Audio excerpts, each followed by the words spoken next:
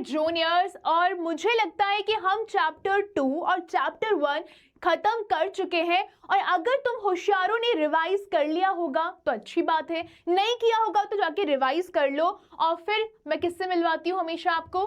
टोटो से, ठीक है। तो आज मैं और टोटो आपको ले जाने वाले एक ऐसी दुनिया में जहां पर हम बीमारियों के बारे में पढ़ने वाले हैं, जहां पर हम समझने वाले कि बीमारियां होती कैसे हैं और अपने हेल्थ का ध्यान कैसे रखा जाता है। और अगर हेल्थ का ध्यान रखोगे तो इसकी तरह मुस्कुराते रहोगे, वरना मेरी तरह थोड़े चिड़चिड़े भी हो सकते हो। चलिए तो शुरुआत करते हैं हमारे चैप्टर 3 से। चैप्टर 3 का नाम है हेल्थ, यानी हमारा अल्टीमेट ट्रेजर, यानी हमारा अल्टीमेट खजाना, ठीक है। अब देखो क्यों कह रहे हैं ऐसा, ये इसलिए कह रहे हैं क्योंकि अगर आप लाखों में रुपए कमा लो, करोड़ों में रुपए कमा लो, लाखों दोस्त बना लो, लेकिन खुद अगर बीमार पड़ गए, खुद की अगर हालत खराब हो गई तो फिर बहुत दिक्कतें हो जाती हैं। इसीलिए चैप्टर ये बोल रहा है कि देखो मेरे प्यारे डोरास, तुमको अपनी हेल्थ का बहुत ध्यान रखना है। अगर अपनी हेल्थ का ध्यान रखोगे तो खुश रहोगे, तुम्हारी फैमिली भी खुश रहेगी, अंजलि भी खुश रहेगी और टोटो भी खुश रहेगा, ठीक है। चलिए शुरुआत करते हैं हमारे प्रॉप एंड पॉन्डर वाले एरिया से। मैं हमेशा कहती हूँ कि हम जब भी साइंस के अंदर घुसेंगे, जो हमसे सवाल किए हैं पहले पेज पे, हर चैप्टर के पहले पेज पे, हम उसका जवाब ढूंढने की पूरी कोशिश करेंगे। तो जल्दी से हम अपना पहला चैप्टर देखते हैं, वो क्या बोल रहा है। वो ये बोल रहा है, how does your body respond to an infection such as common cold. तुम्हारी जो बॉडी है वो किस प्रकार से एक इन्फेक्शन जैसे कि कॉमन कोल्डनेस और नॉर्मल खांसी हो जाती है, उससे कैसे रिस्पॉन्ड करती है, या फिर मैं कहूँ किस तरीके से फाइट करने की कोशिश करती है। तो सबसे पहले तो मैम आप हमको ये बताओ कि इन्फेक्शन क्या होता है। हमने बहुत सुना है कि लोग बोलते हैं अरे भैया इन्फेक्शन हो गया, उसको इन्फेक्शन हो गया है, बट ये होता क्या है पहले आप हमको ये बता दो। इन्फेक्शन जब होता है तब एक छोटा सा जर्म कौन हो सकता है, अगर मैं प्रीवियस क्लास में लेकर चलूं, या तो वायरस या फिर बैक्टीरिया हमारी बॉडी में एंटर कर जाए और हमें परेशान करने लग जाए, दैट इज इन्फेक्शन। एग्जाम्पल के लिए अगर मैं आपसे कहूं कि मुझे खांसी है, मुझे कॉमन कोल्ड है, वो जो माधुरी दीक्षित वाला वो जो होता है ना, वो तो खैर बहुत अच्छा खांसती हैं, ठीक है। तो वो किससे होता है, वो वायरस से होता है। ये बेसिक चीज हमको पता होनी चाहिए। नाउ हमारी बॉडी के अंदर बेसिकली होता क्या है, वो जो स्टेप प्रोसेस होती है उसमें होता क्या है, तो कुछ नहीं होगा। सबसे पहले जो जर्म होगा वो हमारी बॉडी के अंदर आके एंटर कर जाएगा और वो कुछ ऐसा दिखता है, बट इसका बहुत छोटा फॉर्म होता है, ठीक है। इसकी बुराई कर दी मैंने, ठीक है। इसके बाद क्या हुआ, लेकिन सवाल ये है कि मैम वो जो हमारी बॉडी में एंटर कर रहे हैं वो कैसे कर रहे हैं, तो नोज से कर रहा है, माउथ से कर रहा है और हैंड से कर रहा है।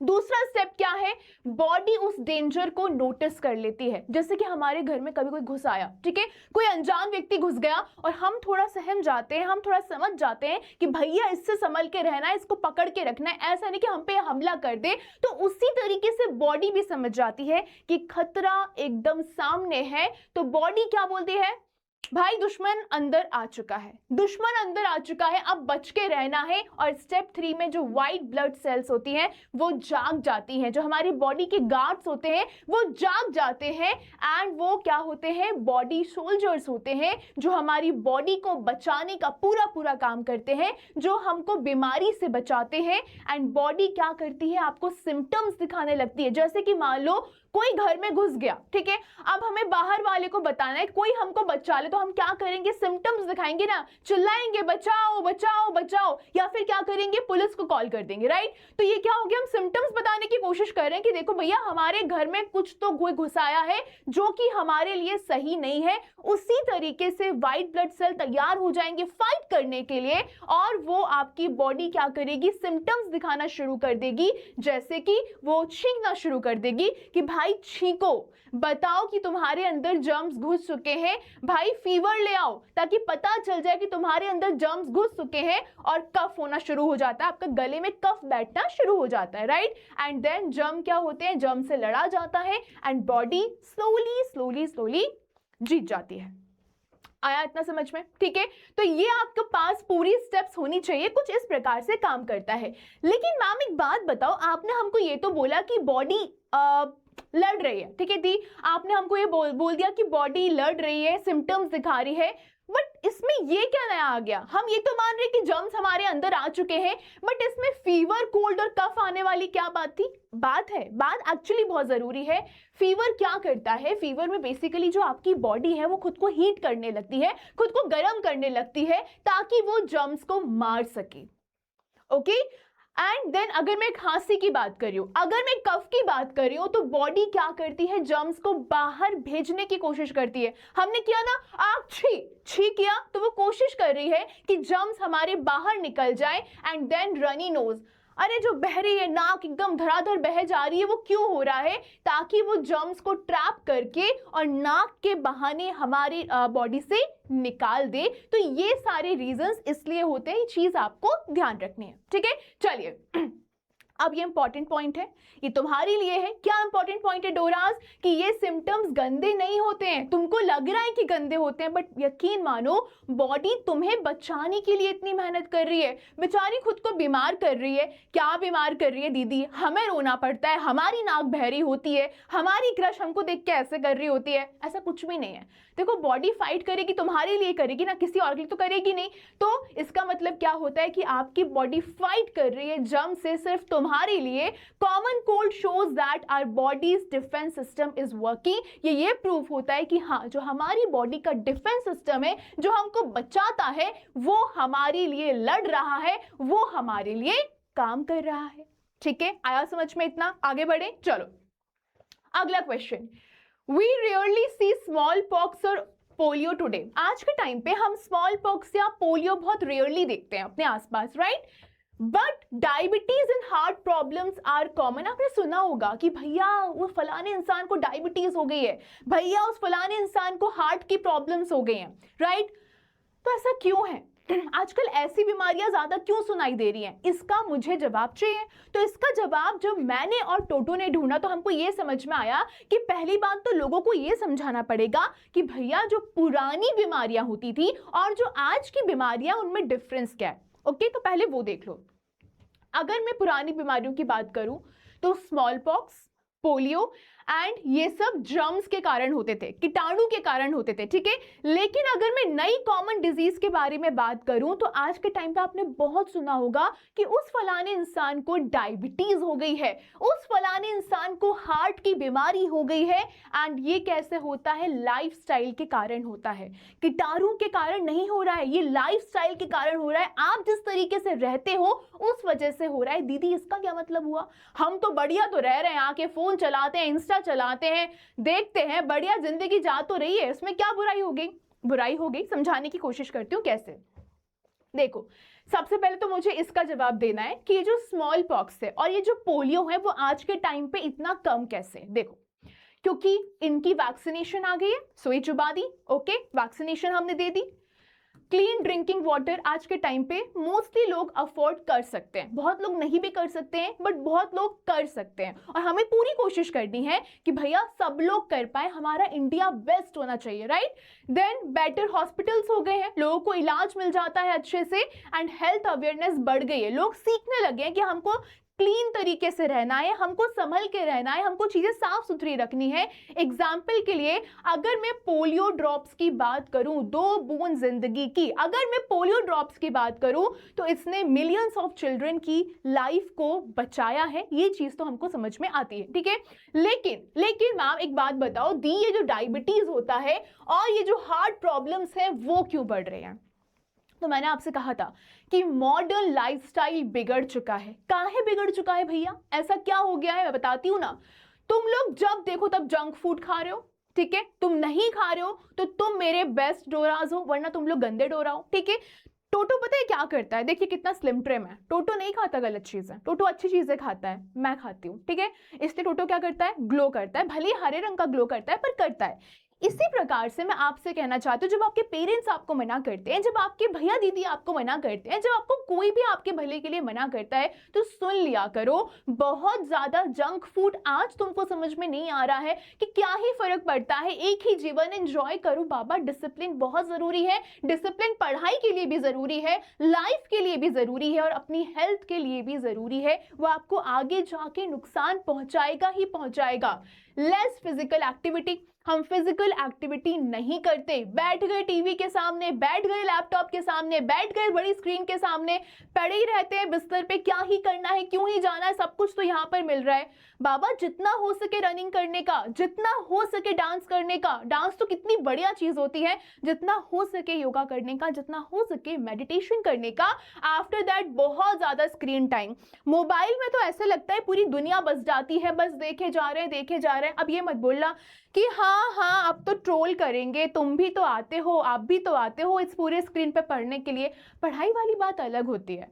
देखो कंज्यूम करने के लिए दुनिया में 100 चीजें हैं, बट तुमको फिल्टर करना पड़ेगा कि तुम्हारे लिए क्या सही है और तुम्हारे लिए क्या गलत है, राइट। चलो, और स्ट्रेस, अब पढ़ते नहीं है तो स्ट्रेस बढ़ता जाता है बढ़ता जाता है बढ़ता जाता है, कंपैरिजन करने लगते हैं लोगों से कि यार उसके पास तो वो है, मेरे पास तो वो चीज नहीं है, उसके पास तो ये, उसके पास तो वो है। हम इतनी खुशी नहीं होते हैं, दुनिया भर में कंपैरिजन चल रहा है, उसका ये चल रहा है, मेरा ये चल रहा है, मेरा ये नहीं हो रहा, मेरा वो नहीं हो रहा, स्ट्रेस लिए जा रहे हैं। भाई इतनी सी जानो यार, अभी से स्ट्रेस लोगे, नहीं लेने का स्ट्रेस। स्ट्रेस लेने से बीमारी होती है।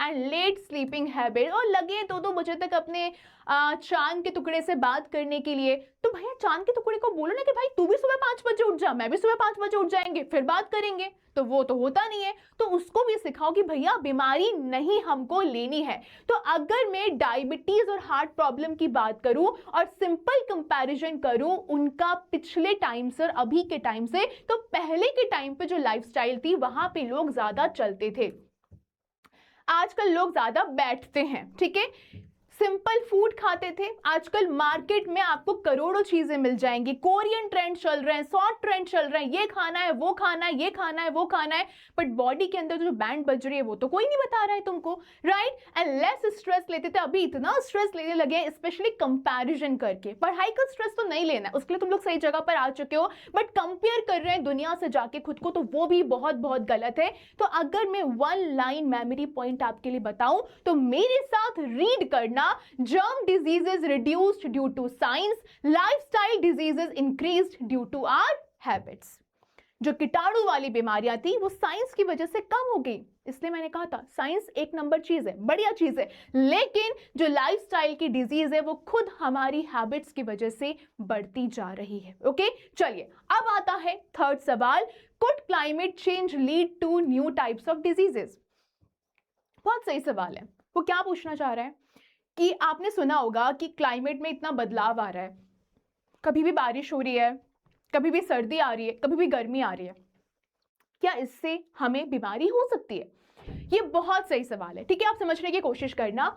मैं अगर आपसे कहूं कि हाँ क्लाइमेट चेंज हमें बीमार कर सकता है, तुम लोग बोलोगे कैसे कर सकता है, क्लाइमेट चेंज से हमें क्या ही फर्क पड़ रहा है, हम तो घर के अंदर बैठे हैं ना, क्या हो रहा है। देखो क्लाइमेट चेंज का मतलब क्या होता है, पहले ये समझो, गर्मी एक्सट्रीम लेवल पर बढ़ती जा रही है, ये चीज हमको पता है। ओके, बहुत ज्यादा फ्लड आना, ओके, ग्लेशियर्स पिघल रहे हैं, बाढ़ आ रही है, एंड बहुत ज्यादा इरेगुलर रेन्स होना, और ये जो सारी चेंजेस है इनकी वजह से जर्म और इंसेक्ट्स बढ़ रहे हैं। अब मैं आपको एक्सप्लेन करने की कोशिश करती हूँ ऐसा क्यों हो रहा है। देखो, अगर ज्यादा गर्मी होगी तो ज्यादा मच्छर पैदा होंगे, अगर ज्यादा बाढ़ होगी तो जितना भी गंदा पानी होता है उसकी बीमारियां बढ़ेंगी, उसमें बहुत गंदे गंदे जर्म्स पैदा होंगे जो आपको बीमार करेंगे। और जब वार्म एरियाज एक्सपैंड होंगे, जब बहुत ज्यादा गर्मी बढ़ती जाएगी, एक्सपैंडेशन हो जाएगा, तो नई नई बीमारियां होती जाएंगी। एग्जाम्पल के लिए जो मॉस्किटो वाली बीमारी होती है, जो मच्छर वाली बीमारी होती है जैसे कि डेंगू, ये आज के टाइम पे धीरे धीरे बहुत ज्यादा फैलती जा रही है। और वाटर बॉर्न डिसीजेस, जो पानी से डिजीज होती हैं, वो भी फ्लड के बाद बढ़ती जा रही है। ठीक है, समझ में आया इतना? चलिए आगे अपनी गाड़ी बढ़ाएंगे, फिर आएंगे हमारे फोर्थ क्वेश्चन पे।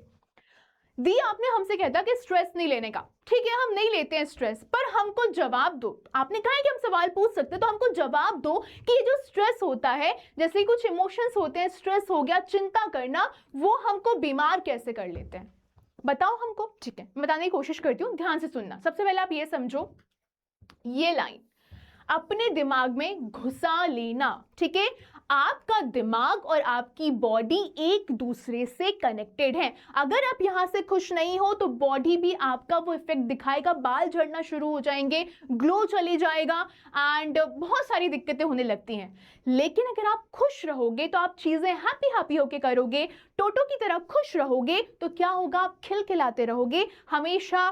टोटो मैंने उल्टा दिखा दिया क्या? टोटो का मुंह कहाँ चला गया? हाँ सॉरी।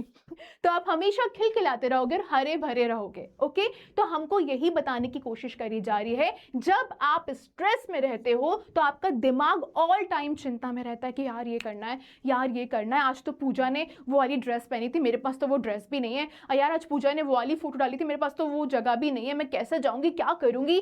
स्लीप आपकी स्लीप बहुत पुअर होने लगती है, सो नहीं रहे हो, चिंता कर रहे हो, कभी भी 2 बजे नींद आ रही है पर सुबह जल्दी भी उठना है, नींद पूरी नहीं हो रही है।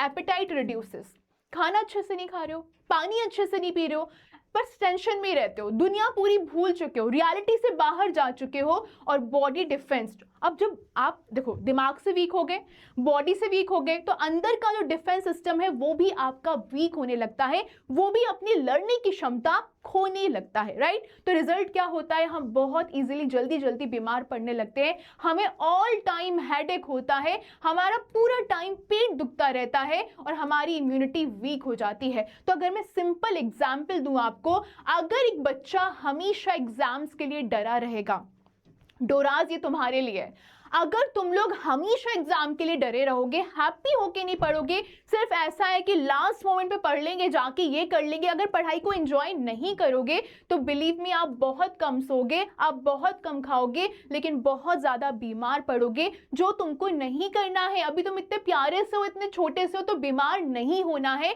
तो अगर मैं आपको कंपैरिजन टेबल दिखाऊं कि अगर कोई व्यक्ति है जो पूरे टाइम काम रहता है और अगर कोई व्यक्ति है जो पूरे टाइम स्ट्रेस में रहता है, जैसे मैं कभी कभी हो जाती हूँ स्ट्रेस, ठीक है ना, लेकिन वो नहीं होना है, ठीक है। तो हम दोनों मिलके काम करेंगे, हमारी टीम है ना वैसे भी, तो हम मिलके काम करेंगे। काम माइंड की हमेशा एक स्ट्रांग बॉडी रहती है, बहुत अच्छे से सोता रहता है एंड बेटर इम्यूनिटी रहती है। लेकिन जो माइंड स्ट्रेस रहता है, जो बहुत ज्यादा स्ट्रेस में रहता है, उसकी बॉडी वीक हो जाती है और बहुत कम नींद आती है और लेस इम्यूनिटी हो जाती है। तो अगर मैं तुमको 1 लाइन मेमोरी पॉइंट, तो तुम लोग क्या याद रखोगी, जो आपका स्ट्रेस रहता है वो आपकी बॉडी डिफेंस सिस्टम को वीक कर देता है और आपकी बॉडी एकदम हारने लगती है, जो हमें नहीं करना है। आपकी बॉडी आपका घर है, उसको इतना प्यार करो, इतना प्यार करो, इतना प्यार करो कि वो हमेशा खुश रहे और उतना चमके, तभी तो हम कहते हैं कि उसको कितना ग्लो है। ओके, चलिए अगला सवाल, Why do some groups of people get affected more than others during disease outbreaks? देखो कभी कभी ना बहुत एकदम से कोई बीमारी फैलती है तो बहुत लोग एकदम से बीमार पड़ते हैं, पर कुछ लोग हैं जिनका इम्यूनिटी सिस्टम इतना स्ट्रांग रहता है, इतना स्ट्रांग रहता है कि वो बीमार नहीं पड़ते, ठीक है। तो मैंने इस क्वेश्चन का आपको जवाब दे दिया, फिर भी हम एक बार रीड कर लेते हैं क्या होता है। जो सब लोग होते हैं उनकी सेम स्ट्रेंथ नहीं होती, ठीक है। जो सबसे ज्यादा ग्रुप्स अफेक्ट होते हैं वो होते हैं बच्चे, कि बच्चों की इम्यूनिटी सिस्टम थोड़ी सी हल्की सी वीक होती है, डेवलप ही हो रहा होता है, तो वो ज्यादा बीमार पड़ते हैं। जो बूढ़े लोग हैं वो ज्यादा बीमार पड़ते हैं, जिनका न्यूट्रिशन अच्छा नहीं है, पूरे जीवन भर अंट शंट कुछ भी खाए जा रहे हैं, देन वो बीमार पड़ते हैं। और जिनकी वीक इम्यूनिटी रहती है वो ज्यादा बीमार पड़ते हैं। तो वो ज्यादा बीमार क्यों पड़ते हैं, देखो अगर आपकी इम्यूनिटी वीक रहेगी तो क्या होगा, आपकी बॉडी लड़ नहीं पाएगी, आपकी बॉडी के सोल्जर्स कमजोर पड़ जाएंगे, व्हाइट ब्लड सेल कमजोर पड़ जाएंगे। पुअर न्यूट्रिशन, अगर ढंग से खाना नहीं खाओगे, अच्छा खाना नहीं खाओगे, तो बॉडी के पास ताकत नहीं है, बॉडी के पास स्ट्रेंथ नहीं है लड़ने की। और अगर कोई मेडिकल केयर नहीं लोगे, डॉक्टर के पास जाके नहीं दिखाओगे, तो वो जर्म्स हैं बहुत तेजी से फैलेंगे। अगर एग्जाम्पल के लिए बात करूं, जब फ्लू आउटब्रेक होता है, जब बहुत तेजी से बीमारी फैलती है, फ्लू फैलता है, तो जो हेल्दी एडल्ट रहते हैं वो ज्यादा जल्दी रिकवर करते हैं और जो बच्चे बेचारे कमजोर रहते हैं या फिर ओल्ड पर्सन रहते हैं वो सही होने में, वो ठीक होने में ज्यादा टाइम लेते हैं। तो अगर आपके लिए मैं 1 लाइन मेमोरी पॉइंट की बात करूं, weak immunity means higher risk. जितना कमजोर इम्यूनिटी होगा उतना ज्यादा रिस्क है आपको डिजीज आउटब्रेक्स के टाइम पे, जब बीमारी बहुत तेजी से फैलती है। इस चीज को याद रखना, ठीक है। तो अब यहां पर उन्होंने आगे ये बोला है कि तुम लोग अपने सवाल भी कर सकते हो। मैंने यहां पर कुछ सवाल तुमको बना के दिए हैं, इन सवालों के जवाब तुम ढूंढोगे, ठीक है, या फिर हम पढ़ेंगे तो हो सकता है वहां पर भी मिल जाएगा, और मुझे कमेंट में बताओगे। I will check each and every answer, या फिर इंस्टा पे तो हम कनेक्टेड हैं, तो वहां पर भी आके मुझे बिल्कुल जवाब दे सकते हो, क्योंकि जवाब देना आना चाहिए। ओके, नाउ पहला सवाल है कि why do we fall sick more during season change. Okay, दूसरा सवाल है can good sleep really prevent diseases. तीसरा सवाल है why is hand washing so important. चौथा सवाल है can happiness keep us healthy. ये बहुत प्यारा सवाल है, इसको तो अपनी लाइफ में अप्लाई भी करना, जिस दिन जवाब ढूंढ लो उस दिन से। व्हाई डू डॉक्टर्स से prevention is better than cure. ये कॉन्सेप्चुअल क्वेश्चन है, इसका भी जवाब ढूंढने की कोशिश करना। तो अगर मैं फाइनल गोल्डन लाइन दूं तुम लोगों को तो क्या है, health is not just about not being sick, it is about taking care of body, mind and habits हर दिन और हमेशा, यानी कि एवरीडे। क्या हम प्रॉब एंड पॉन्डर को क्रॉस कर लिए हैं? ठीक है, आगे बढ़े, मेन चैप्टर पे घुसे, चलो स्टार्ट करते हैं हमारे पहले पॉइंट से। पहला पॉइंट है हेल्थ के बारे में, और वो ये पूछना चाहता है कि तुम मुझे एक बात बताओ, अगर मैं तुमसे ये कह रही हूँ कि मैं हेल्दी हूँ और अगर मैं ये कह रही हूँ कि टोटो हेल्दी है, तो इसका मतलब क्या हुआ? तो टोटो ने मुझसे ये सवाल किया था। टोटो आप लोग जानती हो ना, आप तक तो पहचान हो गई। टोटो ने मुझसे ये पूछा कि दीदी एक बात बताओ कि आप जो डोरास को पढ़ा रहे हो, हाँ तेरे बारे में बात हो रही है, जो आप डोरास को पढ़ा रहे हो वो कितना सही है? मतलब डोरास को अगर मैं ये बोल दूं कि वो लोग हेल्दी हैं, इसका मतलब वो लोग मतलब बीमार नहीं है, इसका मतलब हेल्दी होता है क्या? तो मैंने ये बोला कि देख टोटो, ऐसा है कि अगर तुझे कोई इंसान रास्ते पे जाता हुआ दिख रहा है, वो खांस नहीं रहा है, वो छींक नहीं रहा है, तो तू ये तो नहीं कह सकता है कि वो इंसान बीमार नहीं है। देखो, बेसिकली हेल्थ की एक डेफिनेशन होती है, तो अब तुमको भी पढ़ना है, तुम भी सामने बैठो और तुम लोग भी अपनी आंखें खोल के सामने देखो। देखो, हेल्थ का मतलब क्या होता है, पहले ये समझो। मेरी बॉडी यानी कि फिजिकली, डोरास की बॉडी, तुम्हारी बॉडी यानी कि फिजिकली, ठीक है, टोटो की बॉडी यानी कि फिजिकली। हम लोग फिजिकली कितने सही है? ठीक है, हम बीमार तो नहीं है, हमारे सर में दर्द तो नहीं है, हमारे हाथ पांव तो सही है ना, कोई रैशेस तो नहीं हो रहा है ना, कुछ तो नहीं हो रहा है, ओके। लेकिन हम लोग क्या करते हैं ना, जज कर लेते हैं कि ठीक है भैया, अगर फिजिकली कोई इंसान में कोई दिक्कत नहीं तो वो ठीक ही होगा। ऐसा नहीं होता है।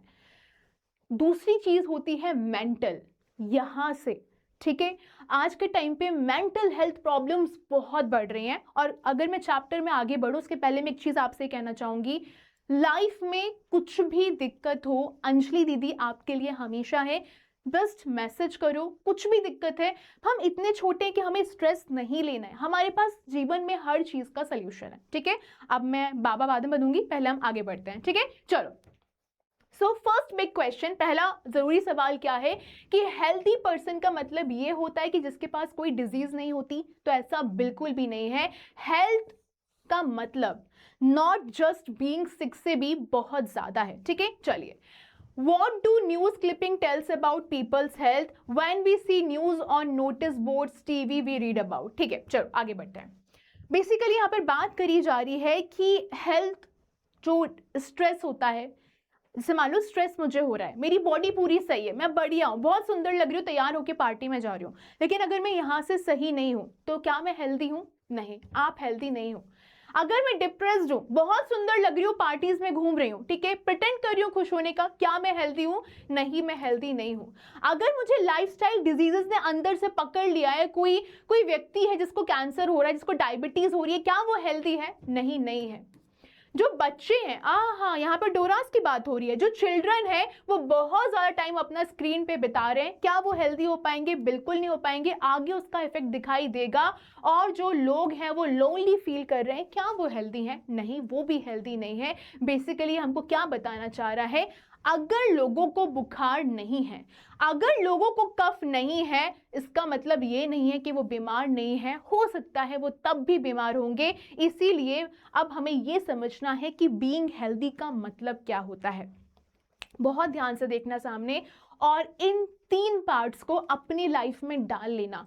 Believe me, science is all about your life. इसको अपनी लाइफ में ढालने की कोशिश करना। हेल्दी पर्सन का मतलब होता है कि मुझे फिजिकली बहुत अच्छा फील होना चाहिए, मेरी बॉडी को बहुत अच्छा फील होना चाहिए, फील हैप्पी, मुझे हमेशा खुश खुश लगना चाहिए, और मेंटली मुझे काम रहना चाहिए, यानी कि मेरा माइंड हैप्पी होना चाहिए, मेरा माइंड एकदम शांति से रहना चाहिए, मेरे गुड रिलेशनशिप्स होने चाहिए, यानी कि मेरे दोस्त बहुत मुझसे क्लोज होने चाहिए, बहुत प्यारे होने चाहिए, मेरी फैमिली को मुझसे प्यार करना चाहिए, इनफैक्ट मैं भी उनसे प्यार करूंगी, हमारी रिलेशनशिप बहुत स्ट्रांग होनी चाहिए और सोसाइटी में भी बहुत अच्छे से बना के रखना है। देखो, फोर्स नहीं करना है, खुद को प्रिटेंड नहीं करना है, बट अगर आपकी लाइफ में एक या दो लोग भी बहुत बहुत बहुत अच्छे हैं ना, तो उनको खजाने की तरह, या फिर मैं कहूँगी एकदम इतना दिल के करीब रखो कि आप हमेशा खुश रहो और उनको खुश रखने की कोशिश करो, राइट। तो आपको 3 चीज़ों पर बहुत ध्यान रखना है हेल्दी रहने के लिए, फिजिकली बॉडी पे,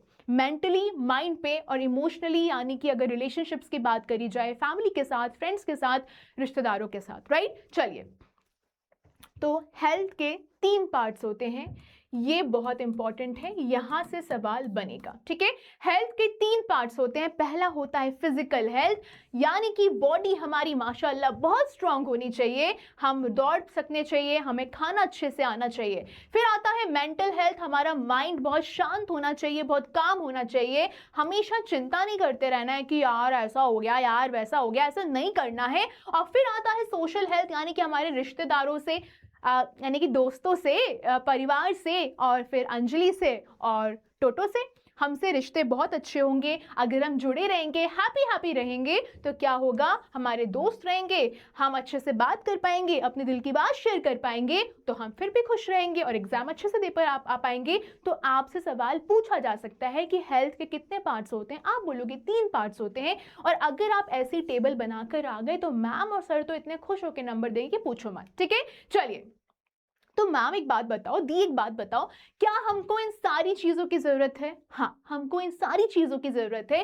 अगर एक भी कमजोर हुआ तो हेल्थ आपकी डिस्टर्ब हो जाएगी। तो अगर मैं सिंपल कंपैरिजन करके दिखाऊं, अगर देखो कोई व्यक्ति है जिसको कोई फीवर नहीं है, ठीक है, लेकिन जो ट्रूली हेल्दी है, उसकी बॉडी स्ट्रांग है। यहां पर आप बस इतना याद रखना, अगर मैं कह रही हूं कि ये बंदा डिजीज फ्री है, डिजीज फ्री होने का मतलब उसे कोई बीमारी नहीं है, इसका मतलब ये नहीं कि वो हेल्दी है, बस हम ये कहना चाह रहे हैं कि वो डिजीज फ्री है, उसे कोई बीमारी नहीं है, कोई फीवर नहीं है, कोई कफिंग नहीं है, लेकिन वो बीमार नहीं है, लेकिन वो अकेला है, दुखी बैठा हुआ है, यार क्या चल रहा है जीवन में, रात को आंसू बह रहे हैं, कोई है नहीं, दोस्त नहीं है, यार नहीं है बात करने के लिए, और स्ट्रेस रहता है, तो वो डिजीज फ्री है बस, लेकिन वो हेल्दी नहीं है। लेकिन अगर मैं बात करूं ट्रूली हेल्दी होने की, तो आपकी बॉडी स्ट्रांग है, बहुत अच्छी बात है, आपका माइंड पीसफुल है, बहुत अच्छी बात है, आपके दोस्त हैं, बहुत अच्छी बात है, आप पॉजिटिव फील करते हो, बहुत ज्यादा अच्छी बात है। ओके, नाउ अब यहाँ पर एक कहानी आती है, ये कहानी आपकी एनसीईआरटी से उठाई गई है। ऑफ कोर्स हम एनसीईआरटी की हर एक चीज़ कवर करने वाले हैं। तो इस कहानी में बेसिकली क्या होता है, एक दोस्त होता है तुम लोगों का, टोटो क्या नाम रख दिया इसका, जल्दी बता। टोटो बोल रहा है कि इसका हम नाम रख देते हैं तोताराम। ओके, टोटो का जो स्कूल का नाम है वो तोताराम है, मेढक का नाम तोताराम रखा है मैंने।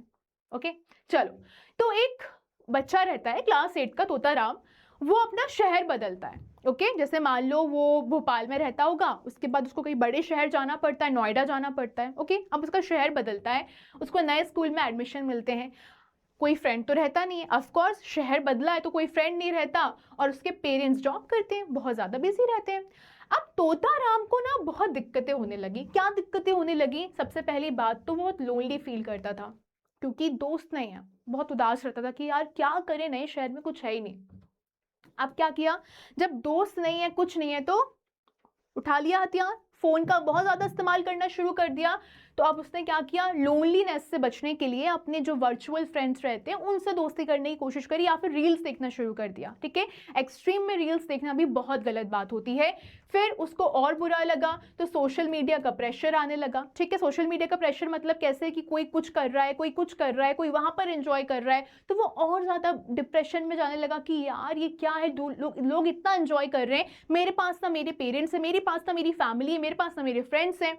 मेंटल स्ट्रेस की वजह से उसको हेडेक होने लगा, स्ट्रेस लेने लगा, वो कंपैरिजन करने लगा लोगों की दुनिया से। इसके बाद फिर कुछ भी उल्टा सीधा खा रहा है, कभी भी खा रहा है, कभी नहीं खा रहा है, क्योंकि पेरेंट्स तो है नहीं वहां पर, वो अकेला है। इससे क्या हो गया, वेट लॉस हो गया, और ओवर थिंकिंग के चक्कर में वो सो ही नहीं पाता था, उसकी जो स्लीप है, उसकी जो नींद है, वो कभी पूरी नहीं हो पाती थी। राइट नाउ अब सवाल ये है कि दी, अब हमें ये बताओ कि उसने सबसे बड़ी गलतियां क्या करी। उसने लोगों से बात नहीं करी, उसको हिचकिचाहट थी कि यार क्या दोस्त बनाना, कोई आएगा सामने से बन जाएगा। दोस्तों ऐसा नहीं होता है, कभी कभी हमें भी आगे बढ़ के दोस्ती करनी पड़ती है। और उसने दोस्त नहीं बनाया, उसने क्या किया, उसने फोन को अपना दोस्त बना लिया। ये छोटी सी स्क्रीन कितनी घातक हो सकती है वो समझने की कोशिश करो। उसकी वजह से क्या हुआ, कंपैरिजन करने लगा, वर्चुअल दुनिया में लोगों को देखने लगा, जो कि यार सही नहीं है। आप रियल लाइफ से अलग होगे, स्क्रीन में जाके लोगों को देखोगे तो स्ट्रेस होगा ही होगा। एंड उसने रियल लोगों को अवॉइड किया, जिससे क्या हुआ, जो फोन है उसने प्रॉब्लम बढ़ा दी, ना कि सॉल्व करी।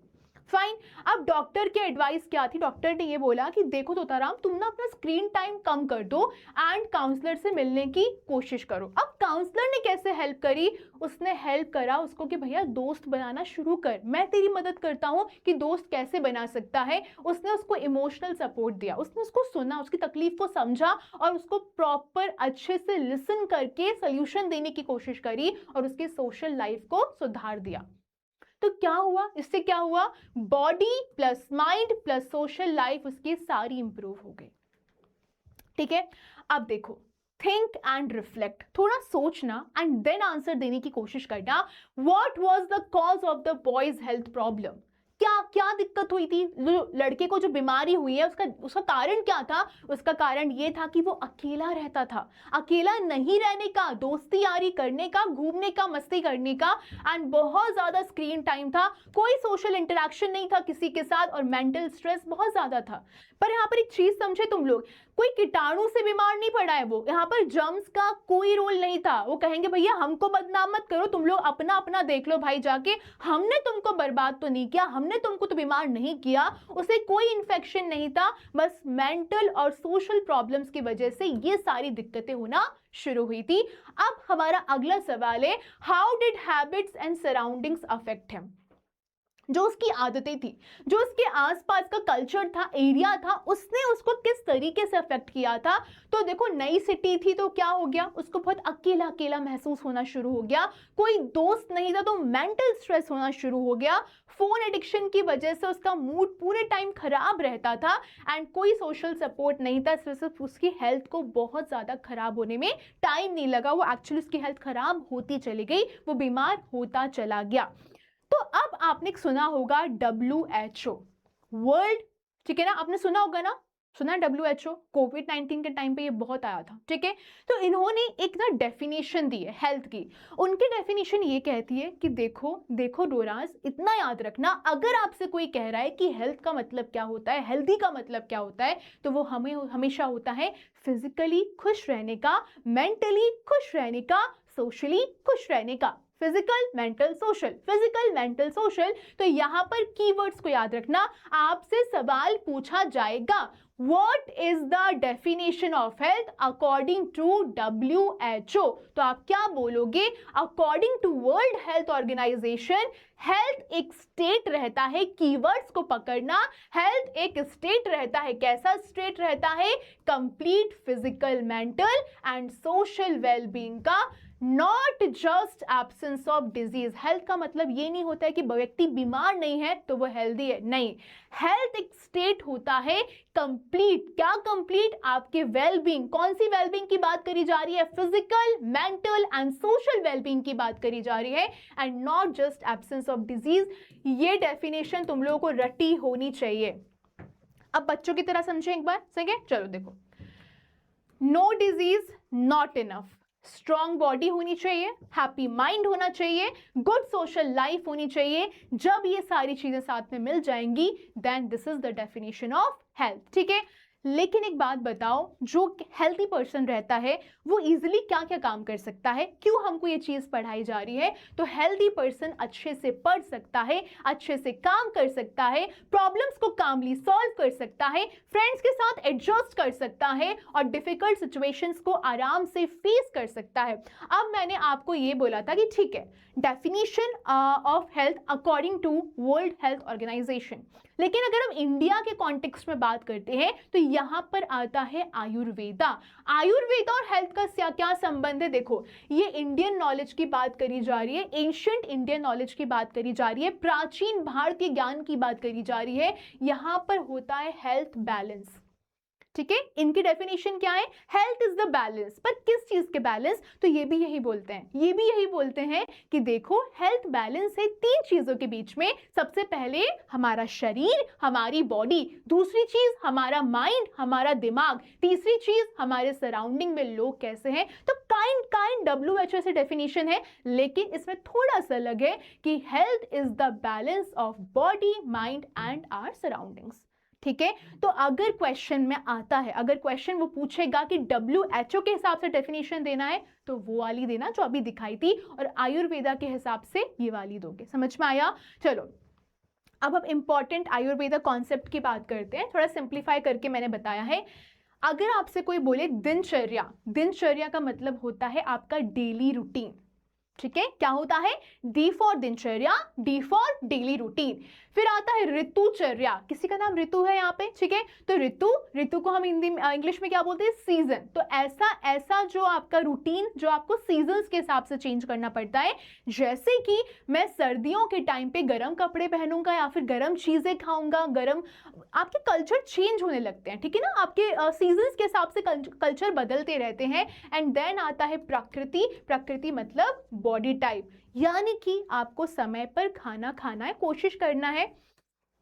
वैसे तो तुम लोग छोटे हो बट फिर भी कोशिश करना है कि जब शाम हो जाए, सूरज ढल जाए तो खाना नहीं खाना होता है, ऐसा आयुर्वेदा में लिखा रहता है। ठीक है, चलिए, टाइम पे सोना है, sleeping on time, fresh fruit खाने का और फूड को सीजन्स के हिसाब से एडजस्ट करते जाने का। तो कुछ प्रैक्टिसेस हैं जो आपको हेल्दी रखती हैं। सबसे पहले मेडिटेशन।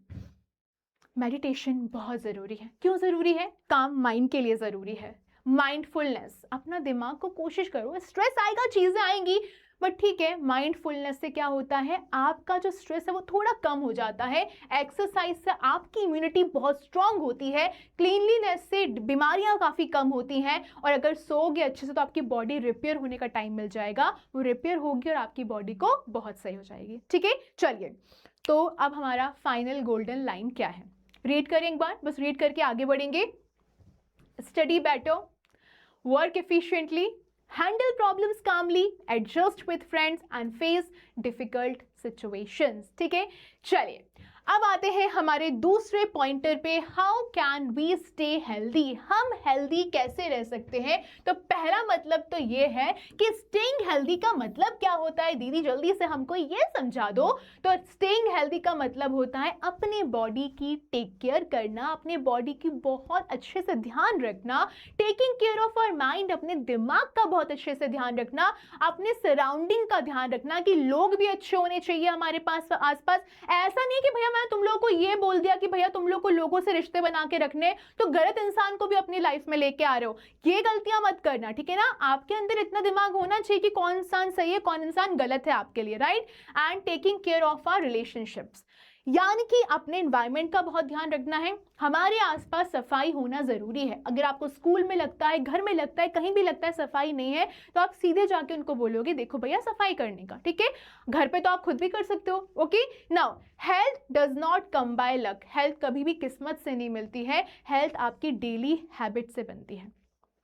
फाइन, लेकिन मैम एक बात बताओ, वो कौन सी चीज़ें हैं दी, वो कौन सी चीज़ें हैं जो हमको हेल्दी रहने में मदद करती हैं? हेल्दी पर्सन हमेशा अच्छा खाना खाता है। ठीक है, आपकी बॉडी को क्लीन रखना है। ओके, हमेशा क्लीन प्लेस में रहना है, डेली एक्सरसाइज करना है। इसका मतलब जिम जाके बस बैठ जाना। ठीक है, अगर आप चाहो तो आप रनिंग कर सकते हो, आप चाहो तो आप डांस कर सकते हो, एक्सरसाइज कर सकते हो, जंप कर सकते हो, बहुत सारी चीज़ें करने के लिए, राइट। प्रॉपर अच्छे से सोना, अपनी फैमिली और फ्रेंड के साथ टाइम स्पेंड करना और हमेशा अच्छा सोचना। देखो बुरा सोचने में आता है, दिमाग में हमेशा आता है, मुझे भी आता है, मैं झूठ नहीं बोलूंगी, बट हमको अपने ऊपर काम करना है। 100 साल के हो जाओगे तब भी अपने ऊपर काम करते रहना। कभी ये मत बोलना कि हम तो ऐसे ही हैं, वरना खड़ूस कहलाओ। खड़ूस नहीं बनना है, डोरा हमेशा क्यूट होते हैं यार, है ना। ठीक है, चलो अब हेल्थ के 3 एस्पेक्ट होते हैं, तो इसको वापस से रिवाइज करो। ये आपका लास्ट रिवीजन है। फिजिकल स्ट्रॉन्ग बॉडी, हमारी क्या होगी? स्ट्रॉन्ग बॉडी रहेगी। मेंटल के टाइम पे क्या होगा? काम और हैप्पी माइंड रहेगा। और सोशल का मतलब क्या हो गया? गुड रिलेशंस रहेंगे। आपको यहाँ पर एक चार्ट दिखाई दे रहा है, यहाँ पर लिखा है फिजिकल का मतलब है body and organ structure and functions अच्छे से होने चाहिए। सोशल का मतलब relations, equity, society, community, norms, law, politics, सब कुछ अच्छा होना चाहिए। थोड़ा हाई लेवल है, बस एक बार देख लो। और मेंटल का मतलब पर्सनालिटी, इमोशन, साइक, एंजाइटी, मूड, स्ट्रेस सब बढ़िया होना चाहिए। लेकिन जो स्पिरिचुअल है, जब थोड़े और बड़े हो जाओगे ना, दुनिया को समझने लगोगे, तुम लोग अपने आप उस साइड चले जाओगे। स्पिरिचुअल में आप meaning, purpose, hope, love, faith और फियर की बात करते हो। प्यार मोहब्बत क्या होता है, डर क्या होता है, ये सारी चीजें तुम उसमें अपने आप खुद सीखने लगोगे, तो वो लाइफ की बात है। ठीक है, चलिए अब ये चीज देख लो, ये चीज आपके दिमाग में होनी चाहिए। Physical, mental and social health तीनों ही जरूरी हैं। अगर एक पार्ट भी आपका वीक पड़ता है तो आपकी हेल्थ वीक पड़ जाएगी, बस इतना ध्यान रखना। मुझे लगता है अब तक तुम लोगों को ये रट गया होगा। बट अब आता है बड़ा सवाल, what should we do and what should we not do to stay healthy. तो अब मैं आपको कुछ एक्टिविटीज बताने वाली हूं जो आपको करनी है। इसको हम फटाक से रीड करेंगे और आगे बढ़ेंगे। ठीक है, तो गुड हैबिट्स क्या होती हैं? गुड हैबिट्स वो होती हैं जो हमको बड़े बुजुर्ग कहते हैं फॉलो करने के लिए। ठीक है, जब मैं छोटी तो मैं भी बोलती थी कि क्या यार डैडी आप मुझे मना करते रहते हो हर चीज के लिए, वो तो खाती है बाहर का खाना। जब मैं खुद बीमार पड़ने लगी, जब मुझे रियलाइज हुआ कि ओहो अंजलि बेटा तुम तो बड़ी परेशान हो रही हो, तुम्हारी बीमारी बढ़ती जा रही है, मिस क्यूरियस की बैंड बजी जा रही है, इसका मतलब ये था कि पापा की बात मान लेनी चाहिए थी, मम्मी की बात मान लेनी चाहिए थी। और पापा मम्मी हमेशा सही बोलते हैं यार। ओके, तो बेसिकली आपको गुड हैबिट्स फॉलो करनी है, आपकी बॉडी को क्लीन रखना है जिससे आपके कीटाणु दूर रहेंगे, हमेशा बैलेंस डाइट खाना है, बॉडी आपकी स्ट्रेंथ यानी ताकत ले पाएगी, हमेशा एक्सरसाइज करना है, बॉडी आपकी एक्टिव रहेगी। अब ये जो हैबिट्स हैं ये आपकी बॉडी को इंप्रूव करेंगे, आपके माइंड को इंप्रूव करेंगे और आपकी पढ़ाई में फोकस को इंप्रूव करेंगे। लेकिन कुछ बैड हैबिट्स रहती हैं, जो हार्मफुल हैबिट्स रहती हैं, वो भी देख लेना। बहुत ज़्यादा मोबाइल का इस्तेमाल करने से आई पे स्ट्रेन पड़ता है, दिक्कत होती है, स्ट्रेस बढ़ता है। जंक फूड डेली खाने से बॉडी बहुत कमज़ोर हो जाती है। हम हो तो बहुत हेल्दी, मोटू पोटू से जाते हैं, लेकिन एक्चुअली में हमारी बॉडी बहुत वीक हो जाती है। स्लीपिंग वेरी लेट, बहुत अगर आराम आराम से सो रहे हो, जिंदगी को ऐसे मजे लेके सो रहे हो, तो ऐसा नहीं करना है, अपनी नींद पूरी करना है। डार्क सर्कल आ जाएंगे भैया, खूबसूरती चली जाएगी, फिर क्या करोगे? चांद, आपका चांद चला जाएगा आपको छोड़ के। ठीक है, तो आपका दिमाग भी बहुत टायर्ड रहेगा, आप चिड़चिड़ करोगे, अरे यार ऐसा मत करो, अरे यार वैसा मत करो, तुम लोग इतने गंदे हो जाओगे। फाइन। और ब्रेकफास्ट को स्किप करने का मतलब फिर पूरे दिन की एनर्जी चली जाती है। बैड हैबिट्स धीरे धीरे आपकी हेल्थ को डैमेज करता है। तो अगर मैं सिंपल कंपैरिजन करूं जो आपको बिल्कुल याद रखना है, good habits, bad habits. Good habits हमको एनर्जी देती है, बैड हैबिट्स हमारी एनर्जी को रिमूव कर देती है। गुड हैबिट्स हमारी हेल्थ को इंप्रूव करती है, बैड हैबिट्स हमारी हेल्थ को डैमेज कर देती है। गुड हैबिट्स हमें एक्टिव बनाती है और बैड हैबिट्स हमको बहुत आलसी बना देती हैं। तो अब क्या हमको समझ में आया इन सारी चीजों से? हमारी हेल्थ डिपेंड करती है लाइफस्टाइल पे, यानी कि हम कैसे रहते हैं। हमारी हेल्थ डिपेंड करती है एनवायरनमेंट पे, यानी कि हम कहाँ रहते हैं। तो अब आपको एक बार मैंने चीज बार बार बोली है, लाइफस्टाइल, लाइफस्टाइल, लाइफस्टाइल। दीदी लाइफस्टाइल क्या होती है? तो लाइफस्टाइल एक बार समझ लेते हैं। लाइफस्टाइल का मतलब होता है वो तरीका, द वे, जिस तरीके से हम खा रहे हैं, डेली खा रहे हैं, ठीक है, जिस तरीके से हम सो रहे हैं, जिस तरीके से हम खेल रहे हैं, सोच रहे हैं और रह रहे हैं पर हर दिन। The way we live, the way we eat, the way we sleep, the way we think every day. So the way we eat, sleep, play, think and live every day क्या होता है? हमारी लाइफ का style हो जाता है। अब healthy lifestyle के कुछ रूल्स हैं, प्लीज इनको फॉलो करना। इनको मैं रीड करूंगी क्योंकि अभी हम वन शॉट में कंप्लीट करना चाह रहे हैं। जब भी फ्यूचर में कभी हमारी क्लासेस हुई, आप लोग मिलोगे या फिर जूनियर्स मिलेंगे, वहां पर हम डिटेल में अच्छे से पढ़ेंगे। ठीक है, चलिए। बैलेंस डाइट खाना है। बैलेंस डाइट में फ्रूट्स होने चाहिए, वेजिटेबल्स होने चाहिए, होल ग्रेन होना चाहिए, होम कुक्ड फूड होना चाहिए। फूड हमारी बॉडी के लिए फ्यूल होता है। अनहेल्दी फूड को अवॉइड करना है, बहुत ज़्यादा ऑयली फूड नहीं खाना है, बहुत ज़्यादा शक्कर वाला खाना नहीं खाना है और प्रोसेस्ड फूड तो बिल्कुल भी नहीं खाना है। जंक फूड का मतलब ही होता है कमज़ोर बॉडी। फिजिकली हमको बहुत ज़्यादा एक्टिव रहना है, यानी कि बाहर खेलना है, चलते रहना है, दौड़ते रहना है, साइकिलिंग करना, एक्सरसाइज करना है। मूविंग बॉडी का मतलब भी क्या होता है? Healthy body. स्क्रीन टाइम को लिमिट कर देना है। ठीक है, ठीक है, ठीक है। प्लीज क्लास देखकर जाना, ये मत बोलना कि स्क्रीन टाइम लिमिट करने को बोला था। फालतू चीजें नहीं देखना है, ओके टोटो, वरना गुस्सा हो जाएगा। फाइन, चलो मोबाइल कम चलाना है, टीवी कम चलाना है, नेचर की तरफ ज्यादा जाना है और आउटडोर प्ले पे ज्यादा फोकस करना है। स्क्रीन अपने ब्रेन को टायर करती है। इनफ स्लीप, ज्यादा स्लीप लेने का, अच्छे से सोने का, कुंभकर्ण नहीं बनने का, वरना तुम जाके अपने पेरेंट्स को बोलोगे अरे वो दीदी ने बोला था, ऐसा कुछ भी नहीं है। इनफ स्लीप लेने का, 8 से 9 घंटे तुम्हारी एज के हिसाब से सोना बहुत ज्यादा जरूरी है। टाइम पे सोने का और इनफ आवर सोने का।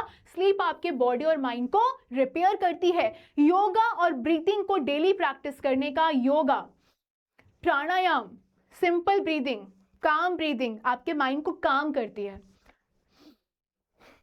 अभी सांस लेना, बड़ी मजा आएगी, ठीक है। चलो say no to harmful substances, harmful substances को मना कर देना। टोबैको नहीं लेना है, अल्कोहल नहीं लेना है एंड ड्रग्स नहीं लेना है। इसके मामले में बहुत ज़्यादा सीरियस हूँ, यहाँ पर मैं मजाक नहीं कर रही हूँ। प्लीज़ प्लीज़ प्लीज़ प्लीज़ अपना भला सोचो। अपने पेरेंट्स को कभी धोखा मत देना, अपने टीचर्स को कभी धोखा मत देना, अपने आप को कभी धोखा मत देना। कोई गलत इंसान आपको फोर्स कर रहा है, उसको साफ मना कर देना, दूर रहो। बट इन चीज़ों के चक्कर में कभी नहीं पड़ना है, ध्यान रखना, कभी नहीं पड़ना। कॉमेंट में प्रॉमिस करना कि दी हम कभी नहीं पढ़ेंगे, ठीक है। These destroy health slowly and silently. Fine, तो चलिए ये आपकी हेल्दी हैबिट्स है, इसको फटाक से रीड करेंगे। ओके चलो मैं साइड हो रही हूं, अब तुमको टोटो बताएगा। टोटो शुरू करो। टीथ को ब्रश करना, sleep well, take a bath, read, stay organised, play sports, wash face, wash hands, drink water, limit screen time, family time, being kind, eat healthy, exercise and help with others. क्या समझ में आ गया है आप लोगों को? अरे टोटो हाँ आ गया है समझ में, बिल्कुल आ गया है, ठीक है। चलो आगे बढ़े, स्क्रीनशॉट ले लेना इसका। Fine, now one line memory point क्या निकल कर आ गया? हेल्दी लाइफस्टाइल का मतलब होता है अच्छा खाना, exercise, rest and positive habits. Fine, चलिए अपने एनवायरनमेंट को क्लीन रखना। दी ना हमको ना हमारी मम्मी से काफ़ी डांट पड़ती रहती है, तुम ऐसा करते हो, तुम वैसा करते हो, पानी पड़ा है, ये पड़ा है। क्यों डांटती है हमारी मम्मी हमको, क्यों डांटते हैं हमारे पापा हमको? हमारा इन्वायरमेंट एक्चुअली बहुत मैटर करता है। इन्वायरमेंट का मतलब क्या होता है? जिस हवा में हम सांस ले रहे हैं, जिस पानी को हम पी रहे हैं, देखो पानी भी है अपने पास, ठीक है, जिस जगह पर हम रह रहे हैं। ओके, डर्टी सराउंडिंग से क्या होगा? अगर जगह खराब होगी तो बीमारी फैलने का खतरा बढ़ जाता है। पहले हमें कंपैरिजन करते हैं प्लेग्राउंड का, ठीक है। हमारे सामने 2 प्लेग्राउंड है, आपको दिखाई दे रहे हैं, ठीक है। ये 2 प्लेग्राउंड है। ये प्लेग्राउंड बहुत खराब है, वो प्लेग्राउंड बहुत सुंदर है, ठीक है ना। ये वाला आपको दिख रहा होगा, ये बहुत सुंदर है, और ये वाला कितना खराब है, यहाँ पे मच्छर घूम रहे हैं। आपकी एनसीईआरटी की पिक्चर है। ओके, अब यहाँ पर देखो, मैं साइड हो जाती हूँ। Clean playground and dirty playground. Clean playground में मच्छर नहीं है, ताज़ी हवा है, खेलने के लिए बढ़िया है, कोई भी मच्छर नहीं है। मच्छर रिपीट क्यों हो गया भाई 2-2 बार, ठीक है। लेकिन डर्टी प्लेग्राउंड में मच्छर बहुत सारे हैं, स्मेल बहुत खराब है और इससे बीमारी हो रही है। ओके, तो बेसिकली इन्वायरमेंट हमको कैसा चुनना है? हमें हमेशा क्लीन इन्वायरमेंट चुनना है।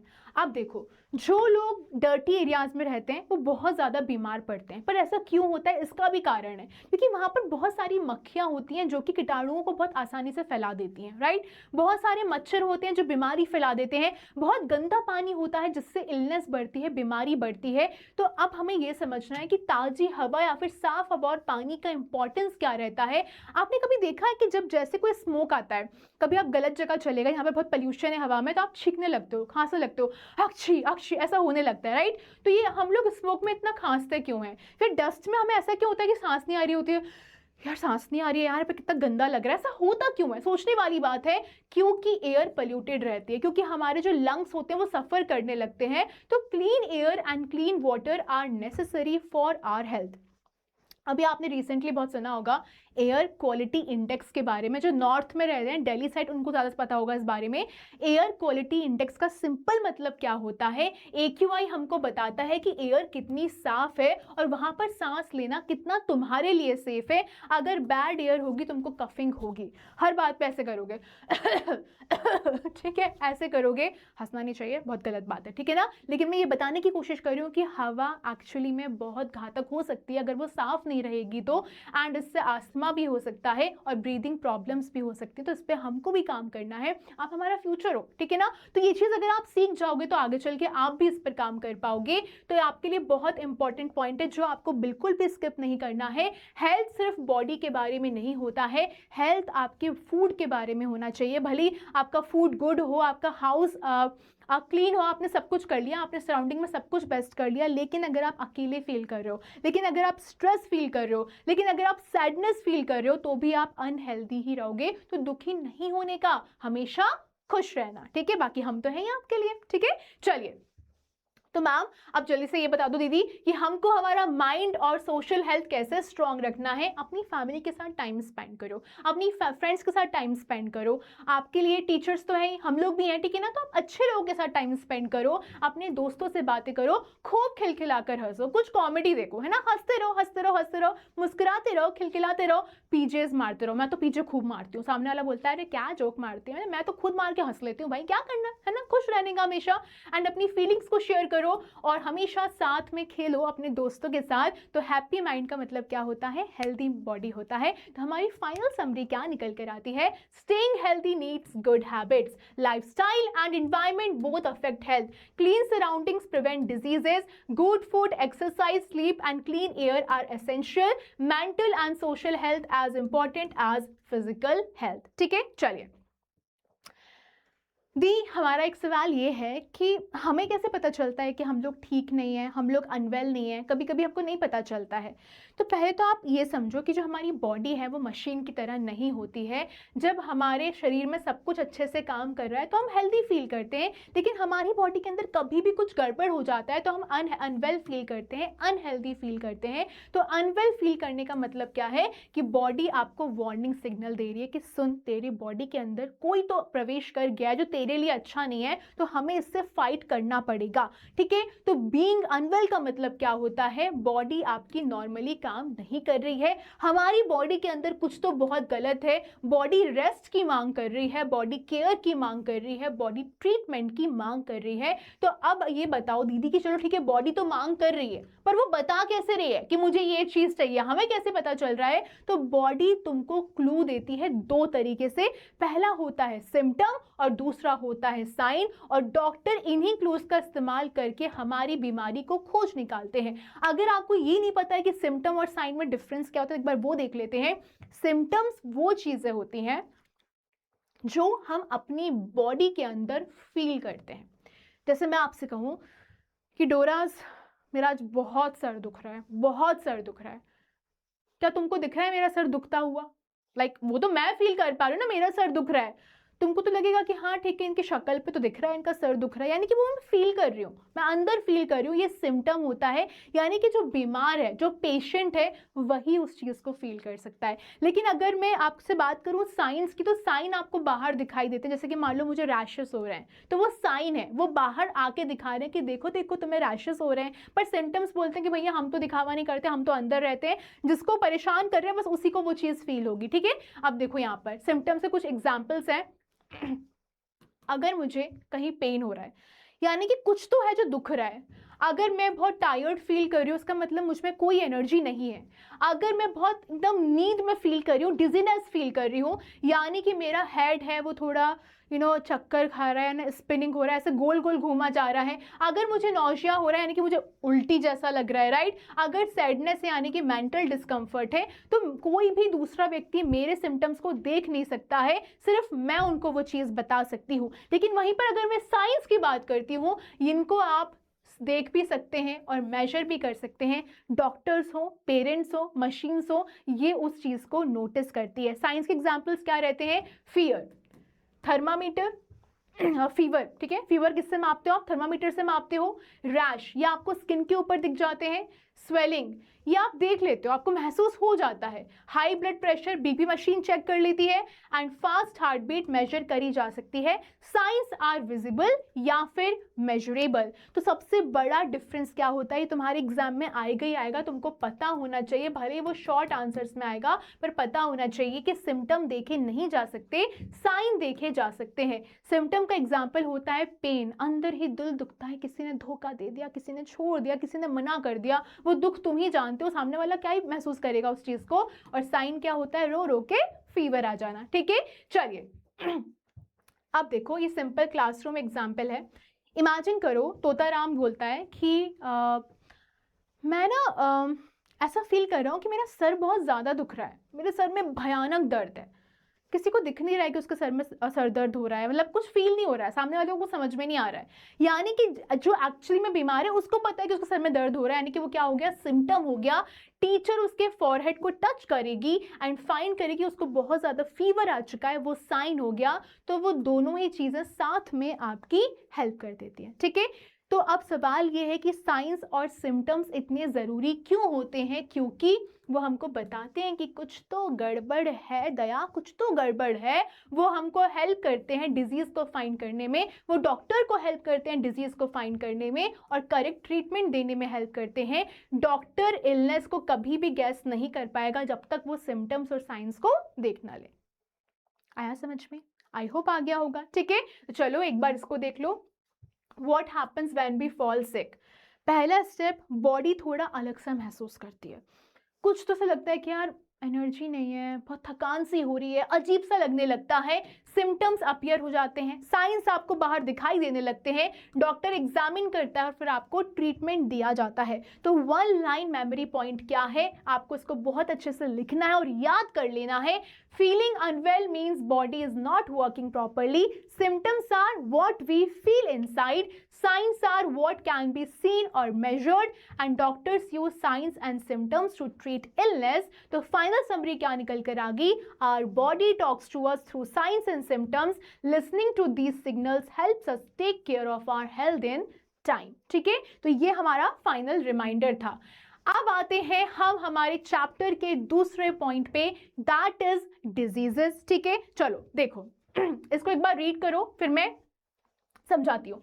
What are the causes and types? सबसे पहले बेसिक क्वेश्चन ये है कि डिजीज होती क्या है। डिजीज का मतलब होता है जो आपकी बॉडी है वो नॉर्मली काम नहीं कर रही है, आपके माइंड और बॉडी में कुछ तो बहुत ज़्यादा दिक्कत है और एक या एक से ज़्यादा ऑर्गन्स अपना काम अच्छे से नहीं कर रहे हैं। डिजीज का बेसिकली मतलब होता है बॉडी का सिस्टम डिस्टर्ब है, राइट। लेकिन दीदी एक बात बताओ, डिजीज होती क्यों है? हमको ये बताओ कि हम काहे बीमार पड़ते हैं। डिजीज होती है ड्यू टू टू रीजंस। पहले होते हैं कीटाणु। क्या होते हैं? कीटाणु बहुत छोटे छोटे टाइनी लिविंग ऑर्गेनिजम्स की वजह से होती है। एंड दूसरा होता है बैड हैबिट्स और पुअर न्यूट्रिशन की वजह से। डिजीजेस जो जर्म्स के द्वारा करी जाती हैं, कुछ डिजीजेस हैं जो करी जाती हैं बैक्टीरिया के द्वारा, कुछ होती है वायरसेस के द्वारा, फंगाई के द्वारा, वर्म्स के द्वारा और प्रोटोजोआ के द्वारा। ये सिंगल सेल्ड ऑर्गेनिज्म होते हैं और ये disease causing germs are called pathogens.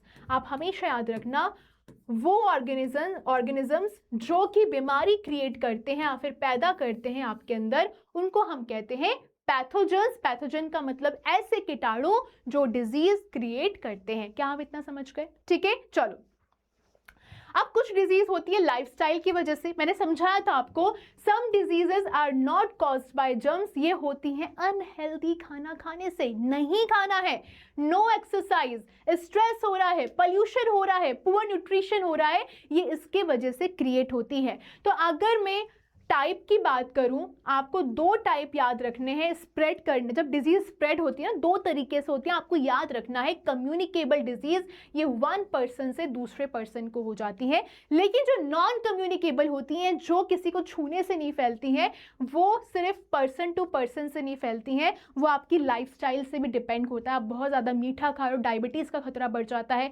आप पोल्यूशन में घूम रहे हो, अपना ध्यान नहीं रख रहे हो, कुछ भी स्लीप साइकिल है, तो कैंसर का खतरा बढ़ जाता है। तो दो तरीके की डिजीज होती है। अब इसको हमें डिटेल में देखना है। ठीक है, चलिए सबसे पहले हम देखेंगे non communicable disease. Non communicable disease की अगर बात करी जाए तो आपको हमेशा याद रखना है नॉन, ऐसी डिजीज जो कम्युनिकेशन से नहीं फैल रही हैं। ठीक है, यानी कि वो डिजीजेस जो जर्म्स के द्वारा नहीं क्रिएट की जा रही हैं, वो डिजीजेस जो वन पर्सन से दूसरे की तरफ स्प्रेड नहीं होती हैं, ये लिंक होती है आपकी लाइफस्टाइल से, ये लिंक होती है आपके डाइट से, ये लिंक होती है आपके एनवायरनमेंट से। अगर मैं एग्जांपल की बात करूं, diabetes, cancer, asthma, heart disease non communicable disease का एग्जाम्पल होता है। लेकिन सवाल ये है, ये कंसेप्चुअल क्वेश्चन, अगर ये आपसे पूछा जाएगा तो आप इसका जवाब क्या दोगे कि नॉन कम्युनिकेबल डिजीज इंडिया में इतनी तेजी से बढ़ कैसे रही है? तो आप क्या बोलोगे कि इंडिया में जंक फूड का क्रेज बहुत ज्यादा बढ़ गया है, फिजिकल एक्टिविटी बिल्कुल ना के बराबर हो गई है, बहुत ज्यादा मोबाइल में घुस चुके हैं, मोर स्क्रीन टाइम हो चुका है, ज्यादा स्ट्रेस लेने लगे हैं और लॉन्गर लाइफ स्पैन हो गया है। Today most deaths in India are caused by non communicable disease only. ठीक है, तो आपके एग्जाम के लिए इंपॉर्टेंट लाइन क्या निकल कर आने वाली है? Non communicable diseases are caused by unhealthy lifestyle and habits. ठीक है, चलिए अब आती है कम्युनिकेबल डिजीज, यानी कि जो फैलती है, किससे फैलती है? ये पैथोजेंस के द्वारा फैलती है। पैथोजेंस मैं आपको बता चुकी हूं कि कौन होते हैं। It can spread from one person to another, एक व्यक्ति से दूसरे व्यक्ति को ये इजीली फैल सकती है। Example typhoid, example dengue, example flu, example सबसे बड़ा था कोविड-19 एंड चिकन पॉक्स। ठीक है, अब आगे समझो। एक बात बताऊंगी कि इन दोनों के बीच में डिफरेंस पता होना क्यों जरूरी है। Communicable disease need prevention from spreading. Okay, communicable disease अगर हमको समझ में आ जाएगा कैसे फैलती हैं, क्या होता है, क्या कारण होता है, तो हम प्रिवेंशन पहले से ही लेना शुरू कर देंगे। ठीक है, हम फैलने से उनको रोकने की पूरी कोशिश करेंगे। Non communicable diseases need lifestyle correction. अब एक बात समझेंगे, how communicable diseases caused and spread.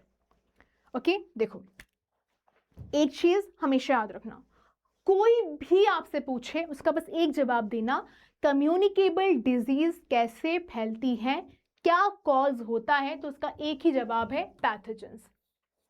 Okay, लेकिन जो पैथोजेंस हैं वो हमारी बॉडी में एंटर कैसे करते हैं? तो आप बोलोगे वो हवा से एंटर कर सकते हैं, आप बोलोगे वो फूड से एंटर कर सकते हैं, आप बोलोगे पानी से एंटर कर सकते हैं, आप बोलोगे डायरेक्ट कांटेक्ट से एंटर कर सकते हैं और इंसेक्ट्स के द्वारा एंटर कर सकते हैं। तो ये चीज़ आपके दिमाग में होनी चाहिए, तो ये आप पूरा ध्यान में रखोगे। जर्म ट्रांसमिशन डायरेक्ट हो सकता है, इनडायरेक्ट हो सकता है, ड्रॉपलेट से हो सकता है, एयरबॉर्न हो सकता है, वाटरबॉर्न हो सकता है, फूड बॉर्न हो सकता है और वेक्टर बॉर्न हो सकता है।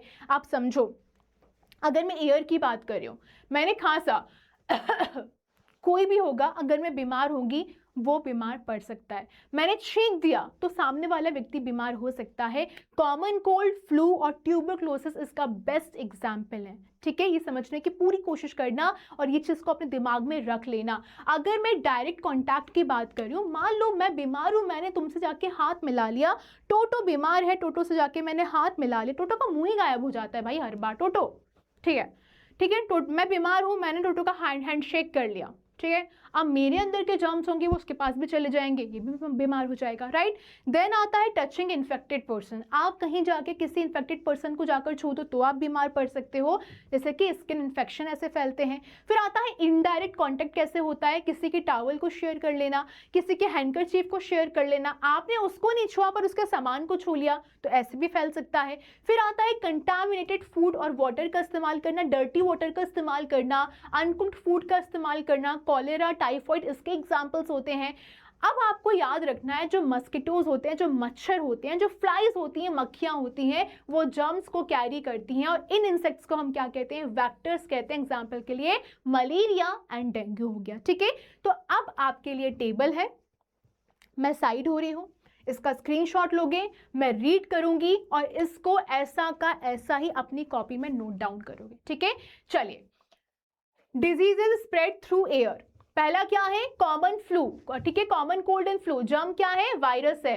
कोल्ड फीवर कफ सिम्टम्स है, प्रिवेंशन क्या है? Hand washing, cover mouth, disease common cold या फ्लू।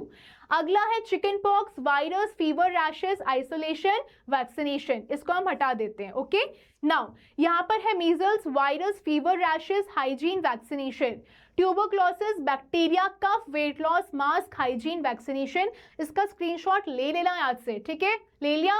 मैं ये मान के चल रही हूँ ले लिया है, फाइन। नाउ ये टेबल मैं रीड करूंगी आपके लिए, ये टेबल आपको याद करनी है, ठीक है। इस टेबल में क्या क्या दिया है, बीमारी क्या है, किसकी वजह से हो रही है, इन्फेक्शन में आपको क्या क्या दिखाई देता है, कहां पर हो सकता है, सिम्टम्स क्या है, और आपको क्या क्या मेजर्स लेने हैं, ठीक है। तो इसका स्क्रीनशॉट लेते जाओ, मैं रीड करती हूँ, मेरे साथ तुम भी रीड करना, ओके, जोर जोर से बोलना। पहला बीमारी है common cold and influenza, virus की वजह से होती है। एजेंट क्या है, वायरस है। रेस्पिरेटरी ट्रैक्ट में आपको इन्फेक्शन पता चलता है। Nasal congestion and discharge, sore throat, fever, cough, body ache. Preventive measures क्या है, washing hands frequently, not sharing personal items, covering the mouth and nose. Then आता है चिकन पॉक्स, ये भी वायरस की वजह से होता है। रेस्पिरेटरी ट्रैक्ट एंड स्किन में आपको साइंस दिखते हैं, mild fever, itchy skin, rashes, blisters, complete isolation of the patient, covering the mouth and nose and vaccination. Okay, आगे बढ़ेंगे। मीजल्स होते हैं, ये भी वायरस की वजह से होते हैं। स्किन, रेस्पिरेटरी ट्रैक्ट आपको दिखाई देगा। Fever, sore throat and reddish rashes on the neck, ears and other parts of the skin, isolation of the patient, covering the mouth and nose, maintaining good hygiene and vaccination. Then आता है tuberculosis, TB, bacteria, lungs, cough, fever, fatigue, loss of appetite, night sweats, avoiding close contact with TB infected people, covering the mouth and nose, maintaining good hygiene, getting vaccinated. और ये वो disease है जो कि food और water की वजह से फैलती है, तो इसका भी प्लीज आप स्क्रीनशॉट ले लीजिए, मैं रीड कर देती हूँ आपके लिए। Hepatitis A, virus, jaundice, fatigue, boiled water and vaccine prevention है इसका। कोलेरा किसकी वजह से होता है, बैक्टीरिया की वजह से होता है। सिम्टम्स क्या है, डायरिया, प्रिवेंशन क्लीन वाटर पीना है, हाइजीन मेंटेन रखते हुए चलना है। टाइफॉइड की बात करी जाती है, bacteria, fever and stomach pain, hygiene and boiled water ध्यान रखना है। एंड देन आता है स्कैरियासिस, ये वॉर्म्स की वजह से होता है, यहाँ पर वीकनेस होता है, आपके स्टूल में वॉर्म्स दिखते हैं। And clean food and water का आपको इस्तेमाल करना है। फिर आती है डिजीज जो कि ओके, हम आगे बढ़ रहे हैं। ये हमने देख लिया है ना, शायद रिपीट हो रहा है, ठीक है। ये आपकी बुक वाली टेबल है, ठीक है, बुक वाली टेबल, तो आप इसका स्क्रीनशॉट ले लो। इसको वापस से मैं रीड नहीं कर रही हूँ ताकि आप क्या करो, स्क्रीनशॉट ले पाओ। मैं 1 2 3 करूंगी, फिर मैं आगे बढ़ा दूंगी, ठीक है। स्क्रीनशॉट लेते जाना। 1 2 3। हेपेटाइटिस ए, कॉलेरा हम सब कुछ देख चुके हैं, टाइफॉइड भी देख लिया हमने, स्कैरियासिस भी देख लिया, ठीक है। देन आता है डिजीज स्प्रेड बाय इंसेक्ट्स, जो इंसेक्ट्स के द्वारा फैलाई जाती हैं, ठीक है। चलिए, मलेरिया किसकी वजह से होता है, प्रोटोजोआ की वजह से होता है। कहाँ पे, स्किन पे और ब्लड पे आपको दिखाई देता है। सिम्टम्स क्या है, high fever, profound sweating and periodic chills. Preventive measures क्या है, use of mosquito nets and repellents, wearing long sleeved clothes, control of mosquito breeding in and around your home. अगर मैं डेंगू फीवर की बात करूं, break bone fever भी कहा जाता है इसको, सवाल बन सकता है what is the another name of dengue fever, तो आप क्या कहोगे, ब्रेक बोन फीवर बोलोगे। ये किसकी वजह से होता है, वायरस की वजह से होता है। स्किन और ब्लड में आपको साइट ऑफ इन्फेक्शन आपको पता चल जाएगा। Fever, headache, muscle joint pain, nausea, use of mosquito nets and repellents, wearing long sleeved clothes, control of mosquito breeding and around your home, avoiding areas with still water. ये simple facts हैं, ये आपको पता होने चाहिए। Screenshot ले लो। I will say 1 2 and 3, screenshot ले लिया। चलो आगे बढ़ेंगे। बाकी आपको टेलीग्राम चैनल पे वैसे सब कुछ मिल जाएगा, टेंशन नहीं ले। टेलीग्राम चैनल पे आपको फ्री नोट्स अवेलेबल हो जाएंगे, ठीक है। चलो, अब इंपॉर्टेंट प्रिवेंशन स्टेप्स हैं जो आपको हमेशा याद रखने हैं, ये बहुत इंपॉर्टेंट है। Keep body and surroundings clean, हाथ को हमेशा साबुन से धोना है। अपनी माउथ को कफ करते टाइम कवर करके रखना है। क्राउडेड प्लेसेस पे हमेशा मास्क पहनना है। अपने पर्सनल आइटम्स को शेयर नहीं करना है। हमेशा क्लीन वाटर पीना है और घर पे रहना है जब भी बीमार हो। ओके, चलिए, अब ये वॉर्म इन्फेक्शन है, थोड़ा नया है, ध्यान से देख लो। Some diseases are caused by worms, ये हमारे इंटेस्टाइन के अंदर रहते हैं, न्यूट्रिएंट्स खींचते हैं हमारी बॉडी से, और इन ऑर्गेनिजम्स को हम क्या कहते हैं, पैरासाइट्स। क्या कहते हैं, पैरासाइट्स, PARASITES। ओके, चलिए, ओके, हमको समझ में आ गया कम्युनिकेबल का। आपने इतने सारे स्क्रीनशॉट दिलवा लिया, आपने ये भी कह दिया कि हमको टेलीग्राम पे जाके सब मिल जाएगा। पर दीदी हमको ये तो बताओ कि नॉन कम्युनिकेबल डिजीज कैसे फैलती हैं, ठीक है। अब देखो, एक बहुत सिंपल सा सवाल आता है कि क्या ये डिजीज़ है वो इन्फेक्शन की वजह से होती है, तो आप बोलोगे नहीं, ऐसा कुछ भी नहीं है। तो सबसे बड़ा सवाल क्या है, what should be do and what should be not do to stay healthy, हमें क्या करना चाहिए और क्या नहीं करना चाहिए हेल्दी रहने के लिए। ठीक है, अब देखो, नॉन कम्युनिकेबल डिजीज आपकी लाइफस्टाइल की वजह से होती है, ये तो हम समझ चुके हैं। ठीक है, नोट समझ चुके हैं। पुअर डाइट की वजह से होती है, एक्सरसाइज नहीं करोगे तो होगी, पॉल्यूशन की वजह से होगी, स्ट्रेस की वजह से होगी एंड लैक ऑफ न्यूट्रिएंट्स की वजह से होगी। अगर मैं डेफिशिएंसी डिजीजेस की बात करूं तो आपने पहले क्या सीखा था, अगर आपको याद होगा, ये फैक्ट है, ये आपको पता होना चाहिए। जैसे कि मालूम है स्कर्वी की बात कर रही हूँ, स्कर्वी मुझे किसी चीज़ की कमी की वजह से होता है। वो डिजीज जो किसी चीज की कमी की वजह से होती है वो कहलाती है डेफिशिएंसी डिजीज, जैसे कि विटामिन सी।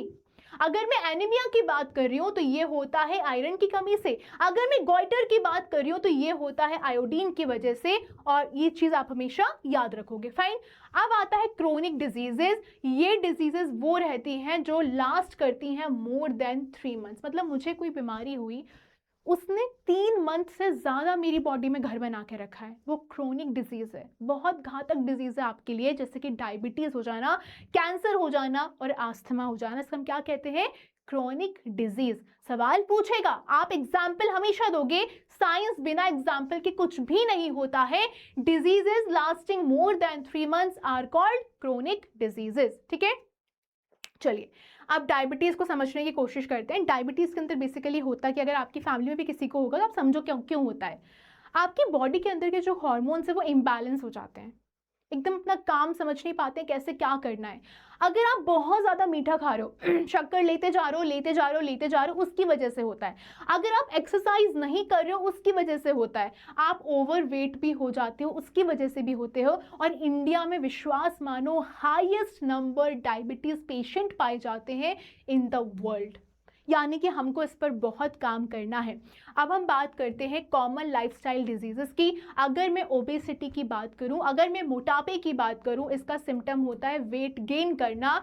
हेल्दी डाइट और एक्सरसाइज से आप इसको कंट्रोल कर सकते हो। अगर मैं बात करूं डायबिटीज़ की, डायबिटीज़ का क्या होता है, थर्स्ट और टायर्डनेस, ये दोनों चीज़ें आपको फील होती रहेंगी। शुगर कंट्रोल करना है, एक्टिविटी अपनी बॉडी की मेंटेन करके रखना है।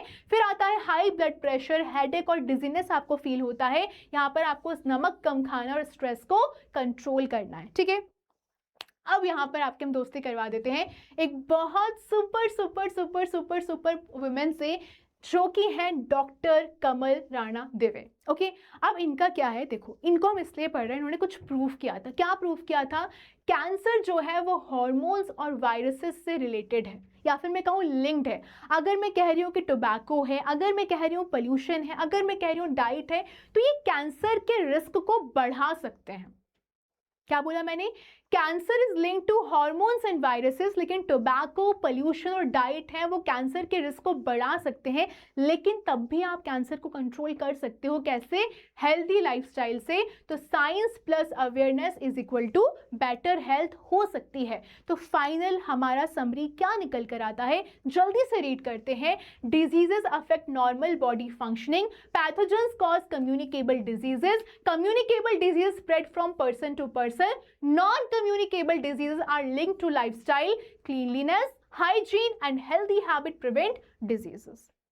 Okay, चलिए अब ठीक है दी, आप हमको अब ये बता दो कि जो बीमारियां हैं सब बता दिया आपने, फैलती कैसे, ये कैसे होता है, वो कैसे होता है, पर प्रिवेंट कैसे करना है, कंट्रोल कैसे करना है। तो सबसे पहले एक चीज तुम लोग याद रखोगे, prevention is better than cure. ठीक है, ये बहुत ज़रूरी है। इसका मतलब ये है कि ठीक है बीमार पड़ते हैं वो तो हमको पता है, पर हमें पूरी कोशिश करनी है कि हमको बीमार नहीं पड़ना है। पहले ही प्रिवेंट कर लेना है खुद को बीमार होने से, then to take medicine after getting sick. Fine, तो अब समझो प्रिवेंशन क्यों इंपॉर्टेंट है, क्योंकि जो बीमारी है वो हमें बहुत कमज़ोर कर देती है, ट्रीटमेंट में बहुत ज़्यादा पैसा लगता है।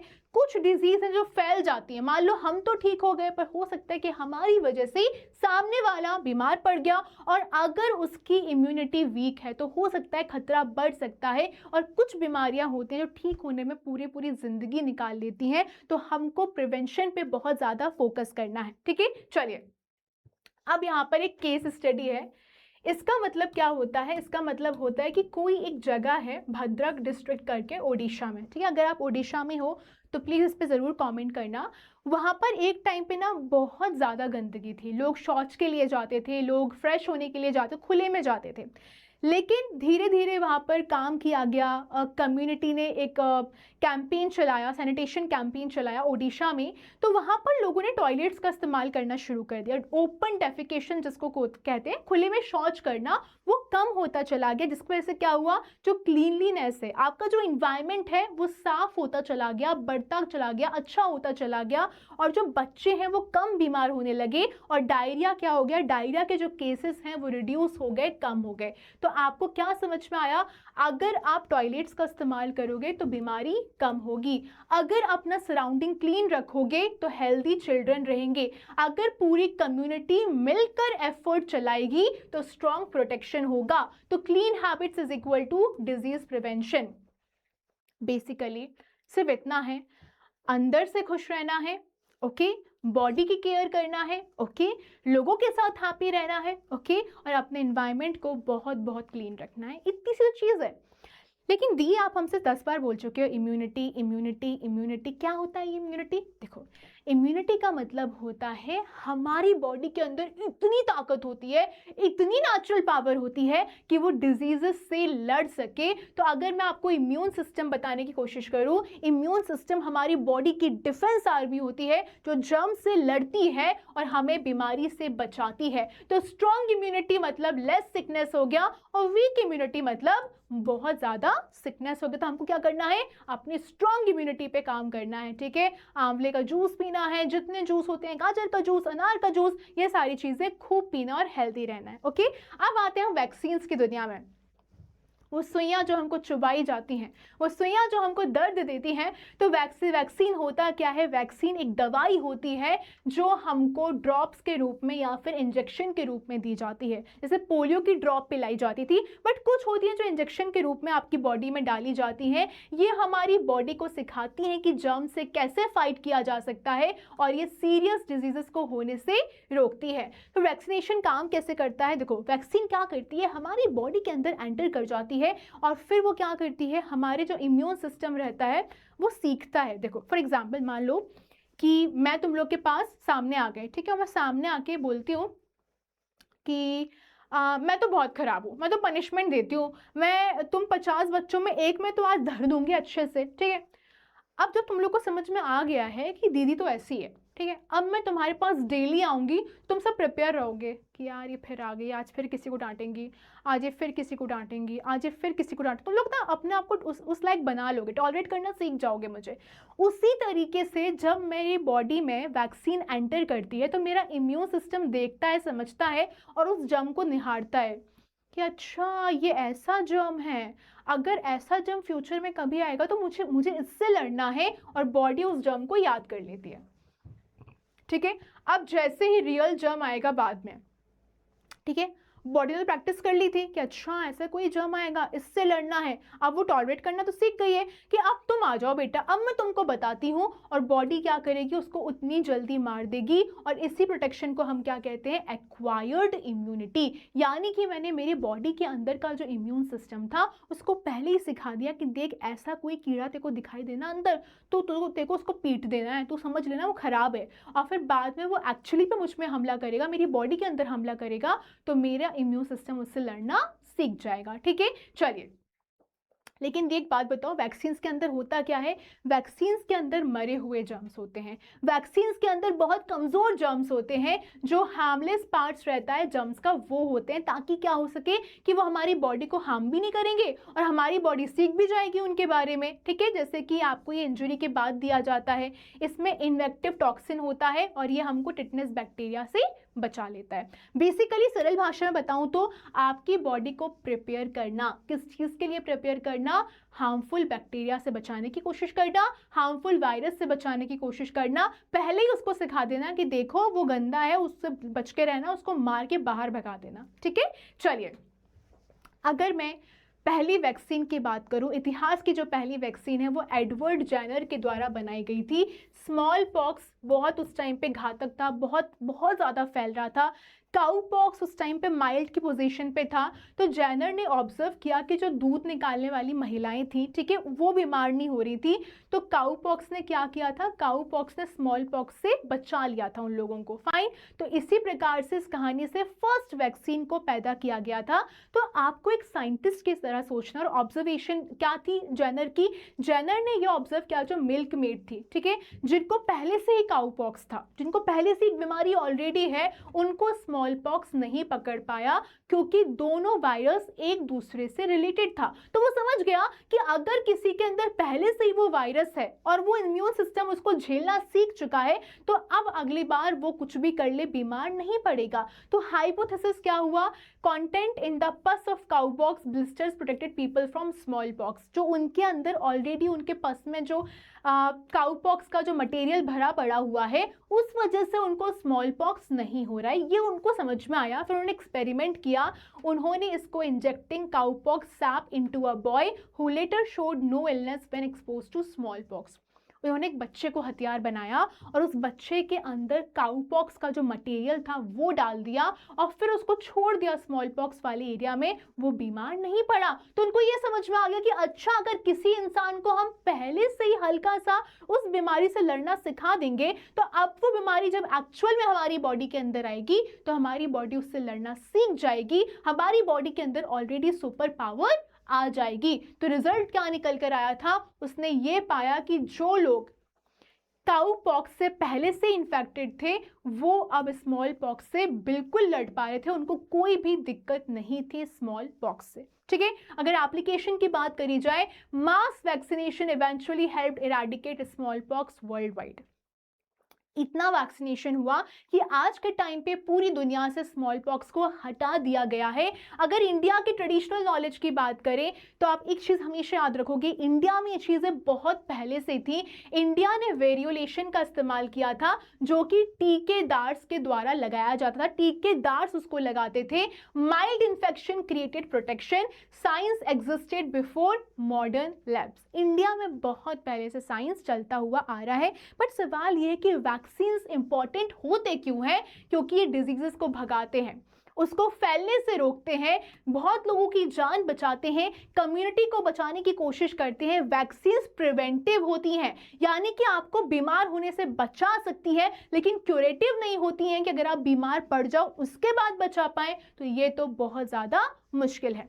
अगर मैं इंडिया की रोल की बात करूं वैक्सीन्स के मामले में, तो India one of the largest vaccine producers है, यानी कि ये बहुत सारे कंट्रीज में सप्लाई भी कर चुका है। और इसका बेस्टेस्ट एग्जाम्पल है कोविड-19 के टाइम में, जब इन्होंने बहुत सारी जगह अपनी वैक्सीन्स को भेजा था।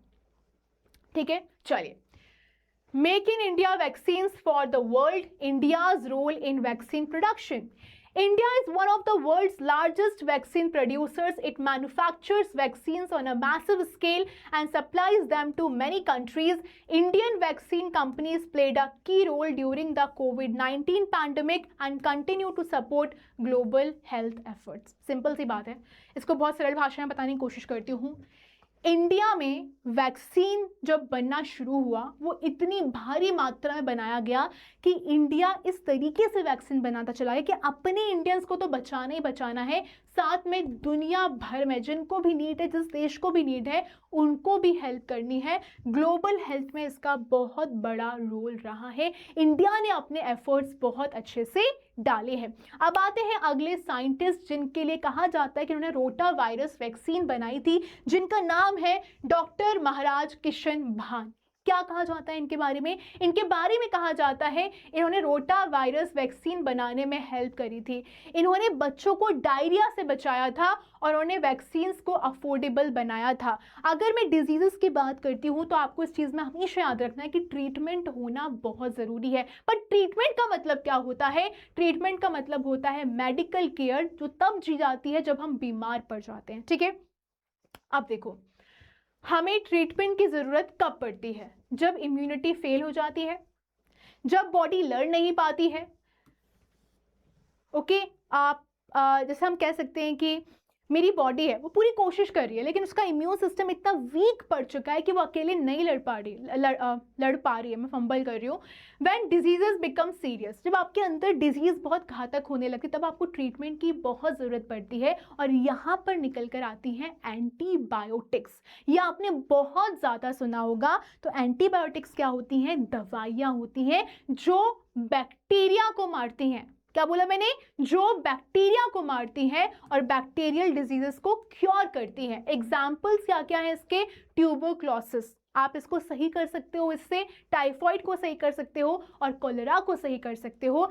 अब आपको क्या चीज़ याद रखनी है कि अगर जो एंटीबायोटिक्स हैं वो बैक्टीरिया को मारने में हेल्प कर रही हैं, बट वो किसको नहीं मार पाएंगी? वायरसेस को नहीं मार पाएंगी, प्रोटोजुआ को नहीं मार पाएंगी, वर्म्स को नहीं मार पाएंगी। तो antibiotics cold and flu and for viral fever काम नहीं करती हैं।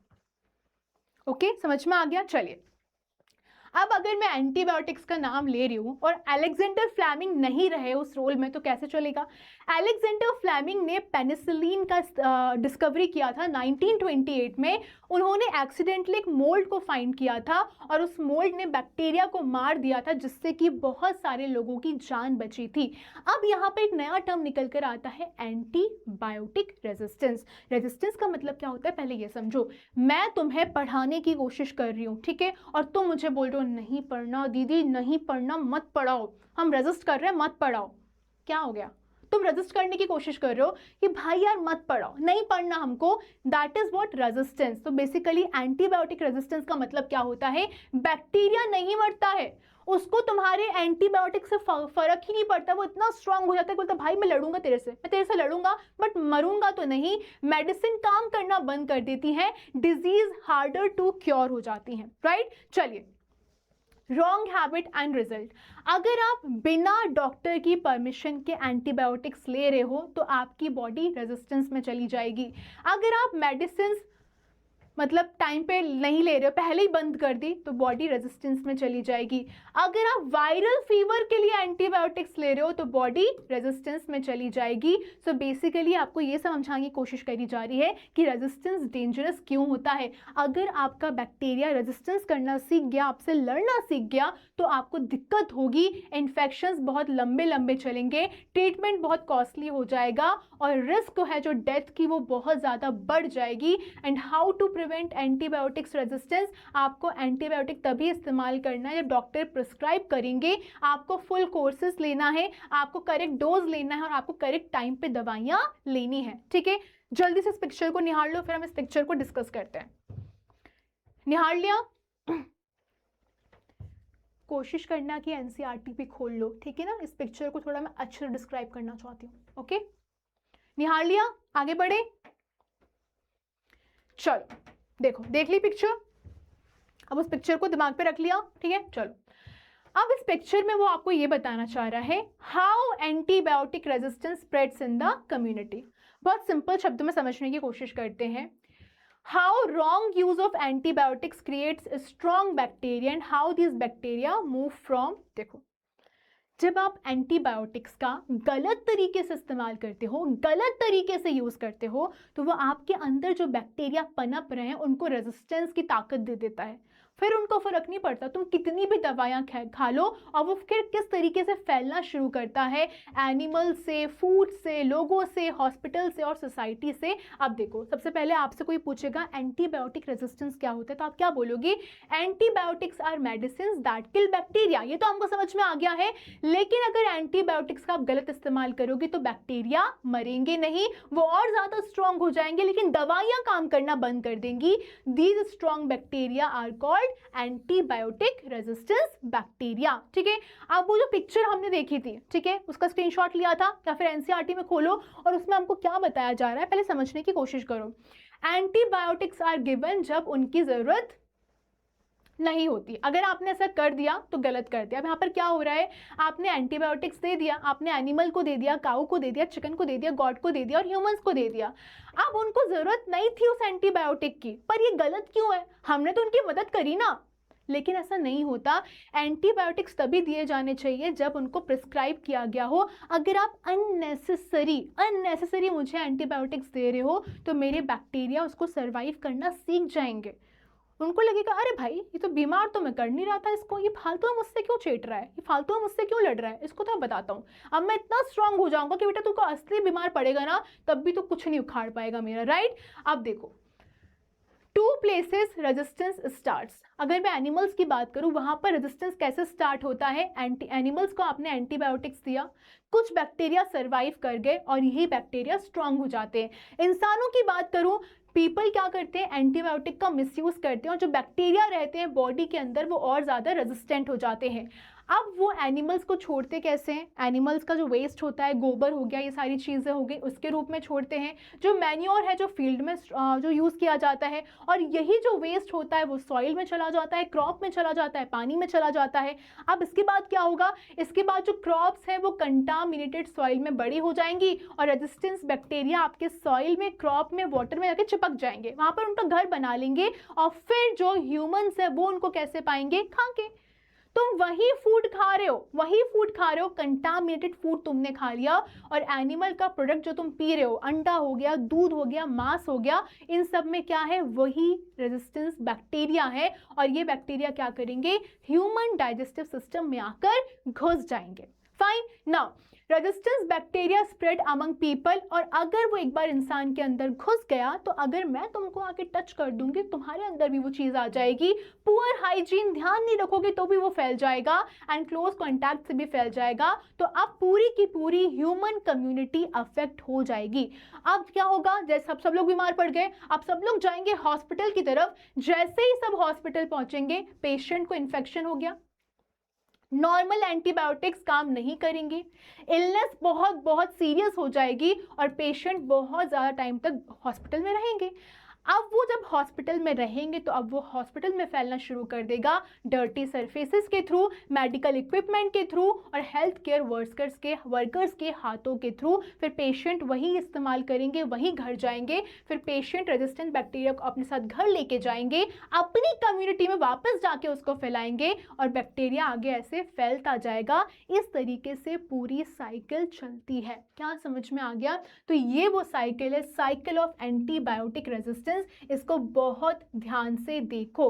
आपने क्या किया, रॉन्ग एंटीबायोटिक का इस्तेमाल किया, स्ट्रॉन्ग बैक्टीरिया डेवलप कर लिए, इसको आपने लोगों के थ्रू, फूड के थ्रू, एनिमल्स के थ्रू फैलाया।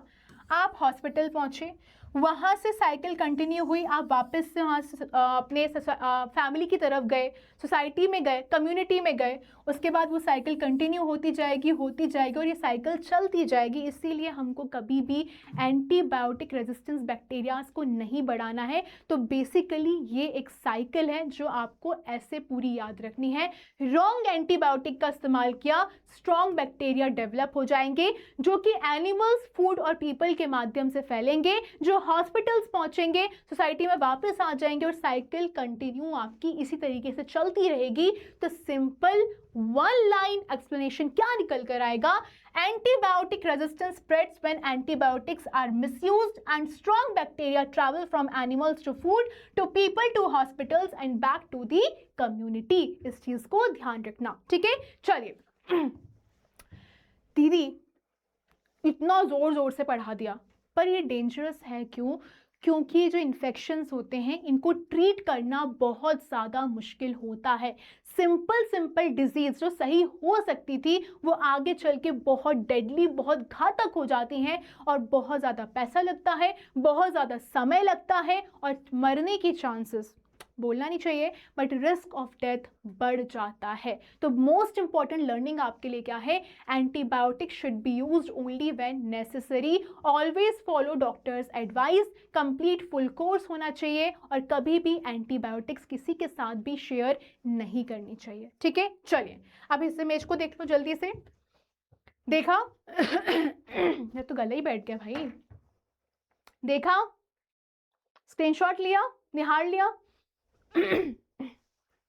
बेसिकली कुछ नहीं है, यहाँ पर ये साइकिल है। अब यहाँ पे समझाने की कोशिश करते हो क्या हो रहा है। हम इतना समझ गए ना कि जो एंटीबायोटिक रेजिस्टेंस बैक्टीरिया रहते हैं वो किस तरीके से रेजिस्टेंट अपना क्रिएट कर लेते हैं, समझने की कोशिश करना। पहले तो ये समझ लिया कि एंटीबायोटिक्स क्या होती हैं, तो आप बोलोगे हाँ दीदी दवाइयाँ होती हैं जो बैक्टीरिया पे काम करती हैं, हम समझ गए, ठीक है। ये बैक्टीरिया को मारने के लिए इस्तेमाल करी जाती है, पर कुछ बैक्टीरिया होते हैं जो बहुत चतुर और चालाक होते हैं और वो जीना सीख जाते हैं, ढीठ होते हैं एक नंबर के। जब बैक्टीरिया सर्वाइव करना सीख जाते हैं एंटीबायोटिक्स को, तो उसी को हम क्या कहते हैं, एंटीबायोटिक रेजिस्टेंस कहते हैं। अब वो जो अभी हमने पिक्चर देखी थी उसको समझने की कोशिश करते हैं। देखो जो फर्स्ट सर्कल है वहां पर क्या दिखा रहा था कि बहुत सारे बैक्टीरिया प्रेजेंट थे, ठीक है। कुछ बैक्टीरिया हैं वो ऑलरेडी उसमें बहुत स्ट्रांग है, बहुत ज़्यादा स्ट्रांग है, और यही बैक्टीरिया जो स्ट्रांग होते हैं वो आसानी से मरते नहीं हैं। अब सारे बैक्टीरिया सेम नहीं होते हैं, कुछ मर जाते हैं, कुछ स्ट्रांग रहते हैं। अब क्या हुआ, जैसे आपने एंटीबायोटिक्स ली तो एंटीबायोटिक्स क्या करेंगे, जो हार्मफुल बैक्टीरिया उनको मार देंगे, जो हमारे लिए बहुत बढ़िया बात है। लेकिन वो हेल्पफुल बैक्टीरिया को मार देंगे, जो हमारे लिए बहुत सैड बात है। लेकिन वो जो स्ट्रांग बैक्टीरिया थे जो अंदर थे वो तो सर्वाइव कर जाएंगे। Antibiotics clean the way for strong bacteria. मान लो मैं एक रूम में हूँ, मेरे साथ बहुत 4 लोग बैठे हुए हैं, लेकिन सबसे ज़्यादा स्ट्रांग मैं हूँ, ठीक है ना। वो 4, 2 उसमें खराब थे, 2 अच्छे थे, दोनों मर गए, दोनों निपट गए, ठीक है ना। अब मैं अकेली बैठी हूँ तो मेरे पास तो पूरी चांस है कि मैं अपनी मंडली बना के फैल जाऊँ, ठीक है। तो यहीं पर वो चीज ये बैक्टीरिया करेगा, वीक बैक्टीरिया चलेगा, स्ट्रांग बैक्टीरिया क्या करेगा, मुझे ज्यादा जगह मिलेगी तो मैं ज्यादा खाना खाऊंगी और उसके बाद खुद को बहुत तेजी से मल्टीप्लाई कर लूंगी।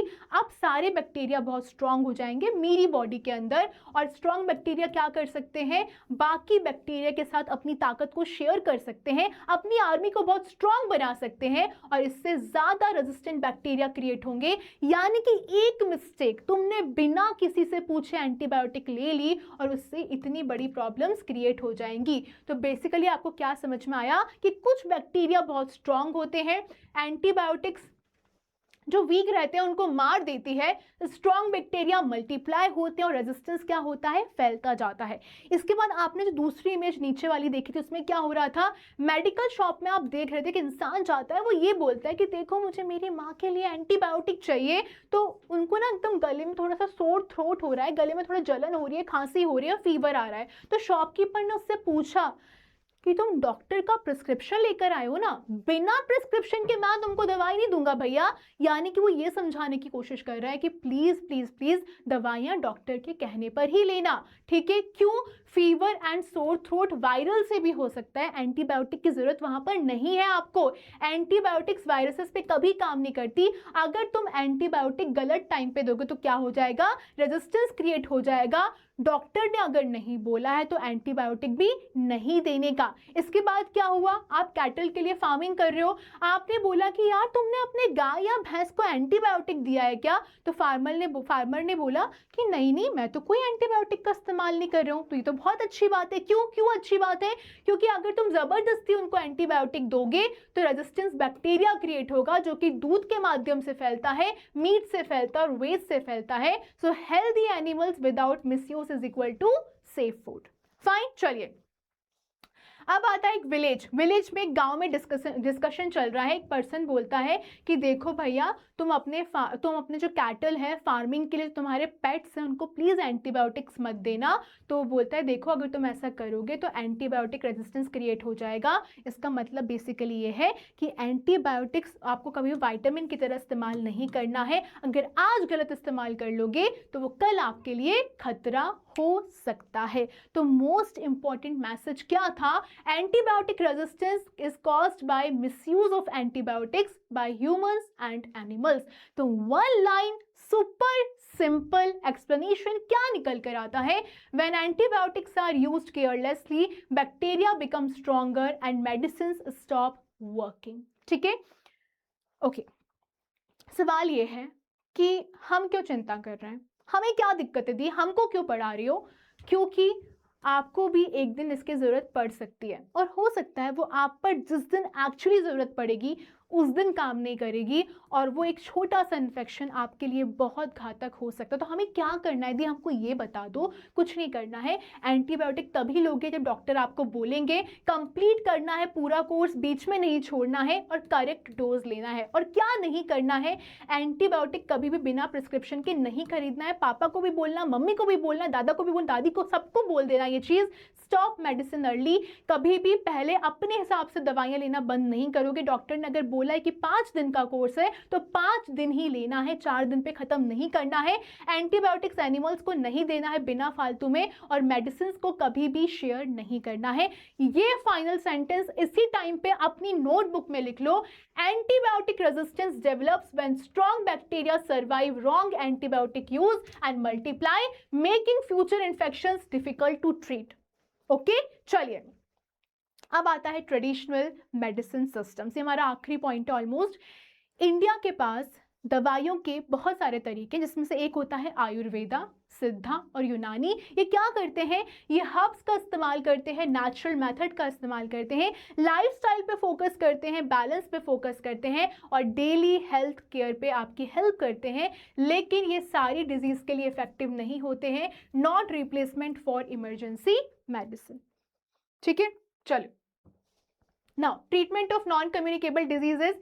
ये डिसीजेज इतना आसान नहीं होता है क्योर करना, इसको लॉन्ग टर्म केयर की ज़रूरत पड़ती है, जिसमें कि आपकी मेडिसिन इंक्लूड रहती हैं, आपकी लाइफस्टाइल में चेंजेस होना बहुत ज़रूरी है, एक्सरसाइज करना बहुत ज़रूरी है, डाइट पे कंट्रोल करना बहुत ज़रूरी है और रेगुलर चेकअप्स होना बहुत ज़रूरी है। ठीक है, चलिए फाइनल चैप्टर पॉइंट्स हैं, देख लें एक बार।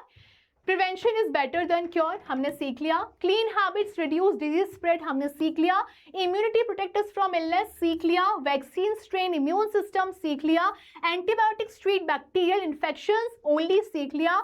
Misuse of antibiotics causes resistance and healthy lifestyle prevents many diseases. और अब बारी है मिथ वर्सेस फैक्ट की, बस लास्ट के 2 मिनट और फिर हम करेंगे tata bye bye. I know बहुत बड़ा चैप्टर था, बट मैं कोई भी चीज़ मिस नहीं करना चाहती थी। ठीक है, चलो पहला मिथ है हेल्थ और इलनेस के बारे में। हेल्थ का मतलब होता है कि भैया डिजीज नहीं होना, बट अब तो हमने सीख लिया है दी ऐसा कुछ भी नहीं होता है। टोटो तुम अपनी एंट्री कर लो। तो भैया हेल्थ का मतलब होता है physical, mental and social wellbeing, not just absence of disease. Then आता है mental health, only body problems are real health problems. सिर्फ बॉडी प्रॉब्लम से रियल हेल्थ प्रॉब्लम्स होती है नहीं, मेंटल प्रॉब्लम जैसे कि स्ट्रेस, वरी, लोनलीनेस भी हमको बीमार कर सकता है। All diseases are caused by germs, सारी बीमारी कीटाणुओं से होती हैं। तो नई दी आज आपने हमको सिखाया था कि बहुत सारी बीमारियां हैं जो कि लाइफस्टाइल, डाइट और एनवायरनमेंट से भी होती हैं, सिर्फ जर्म से नहीं होती हैं। सो यस, चैप्टर 3 हमारा खत्म होता है। आज हमने अच्छी चीजें सीखी और मैं हमेशा कहती हूँ साइंस सिर्फ पास होने के लिए नहीं पढ़ना है, साइंस को अपनी लाइफ में डालने के लिए पढ़ना है, अपनी फैमिली को बचाने के लिए पढ़ना है, बचाना मतलब बीमारी से बचाने के लिए पढ़ना है। सबको सिखाना है कि प्लीज प्लीज प्लीज अपना खूब सारा ध्यान रखो, टोटो की तरह प्यारे से स्माइल करते रहो। और ये हमारा टेलीग्राम का आपको स्कैन करना है, आप वहाँ पहुँच जाओगे नेक्स्ट टॉपर्स जूनियर फाउंडेशन में, जहाँ पर आपको फ्री के नोट्स मिल जाएंगे और खुश रहने का, मस्ती करने का, टेंशन नहीं लेने का। 8th में हो तो चिल रह के पढ़ने का और नंबर तो आ जाएंगे, एंजॉय करके पढ़ोगे नंबर बिल्कुल आ जाएंगे। Take care, bye bye, like share subscribe. और कुछ भी डाउट हो कमेंट करो, कुछ भी डाउट हो इंस्टा पे मुझे मैसेज करो, हम अच्छे से पढ़ेंगे, दोस्त बने रहेंगे। और डोरास को बाय बाय बोल दें। चलो bye bye from Miss Curious and Toto. Bye bye Doras, अच्छे से पढ़ो। और क्या आपको मेरे जीवन में खुशियाँ दिखाई दे रही हैं? तो इसका जवाब आप हमेशा बोलोगे हाँ दिखाई दे रही है, क्योंकि आज हमने सीखा है हेल्थी रहने का और हैप्पी रहने का। Bye bye bye.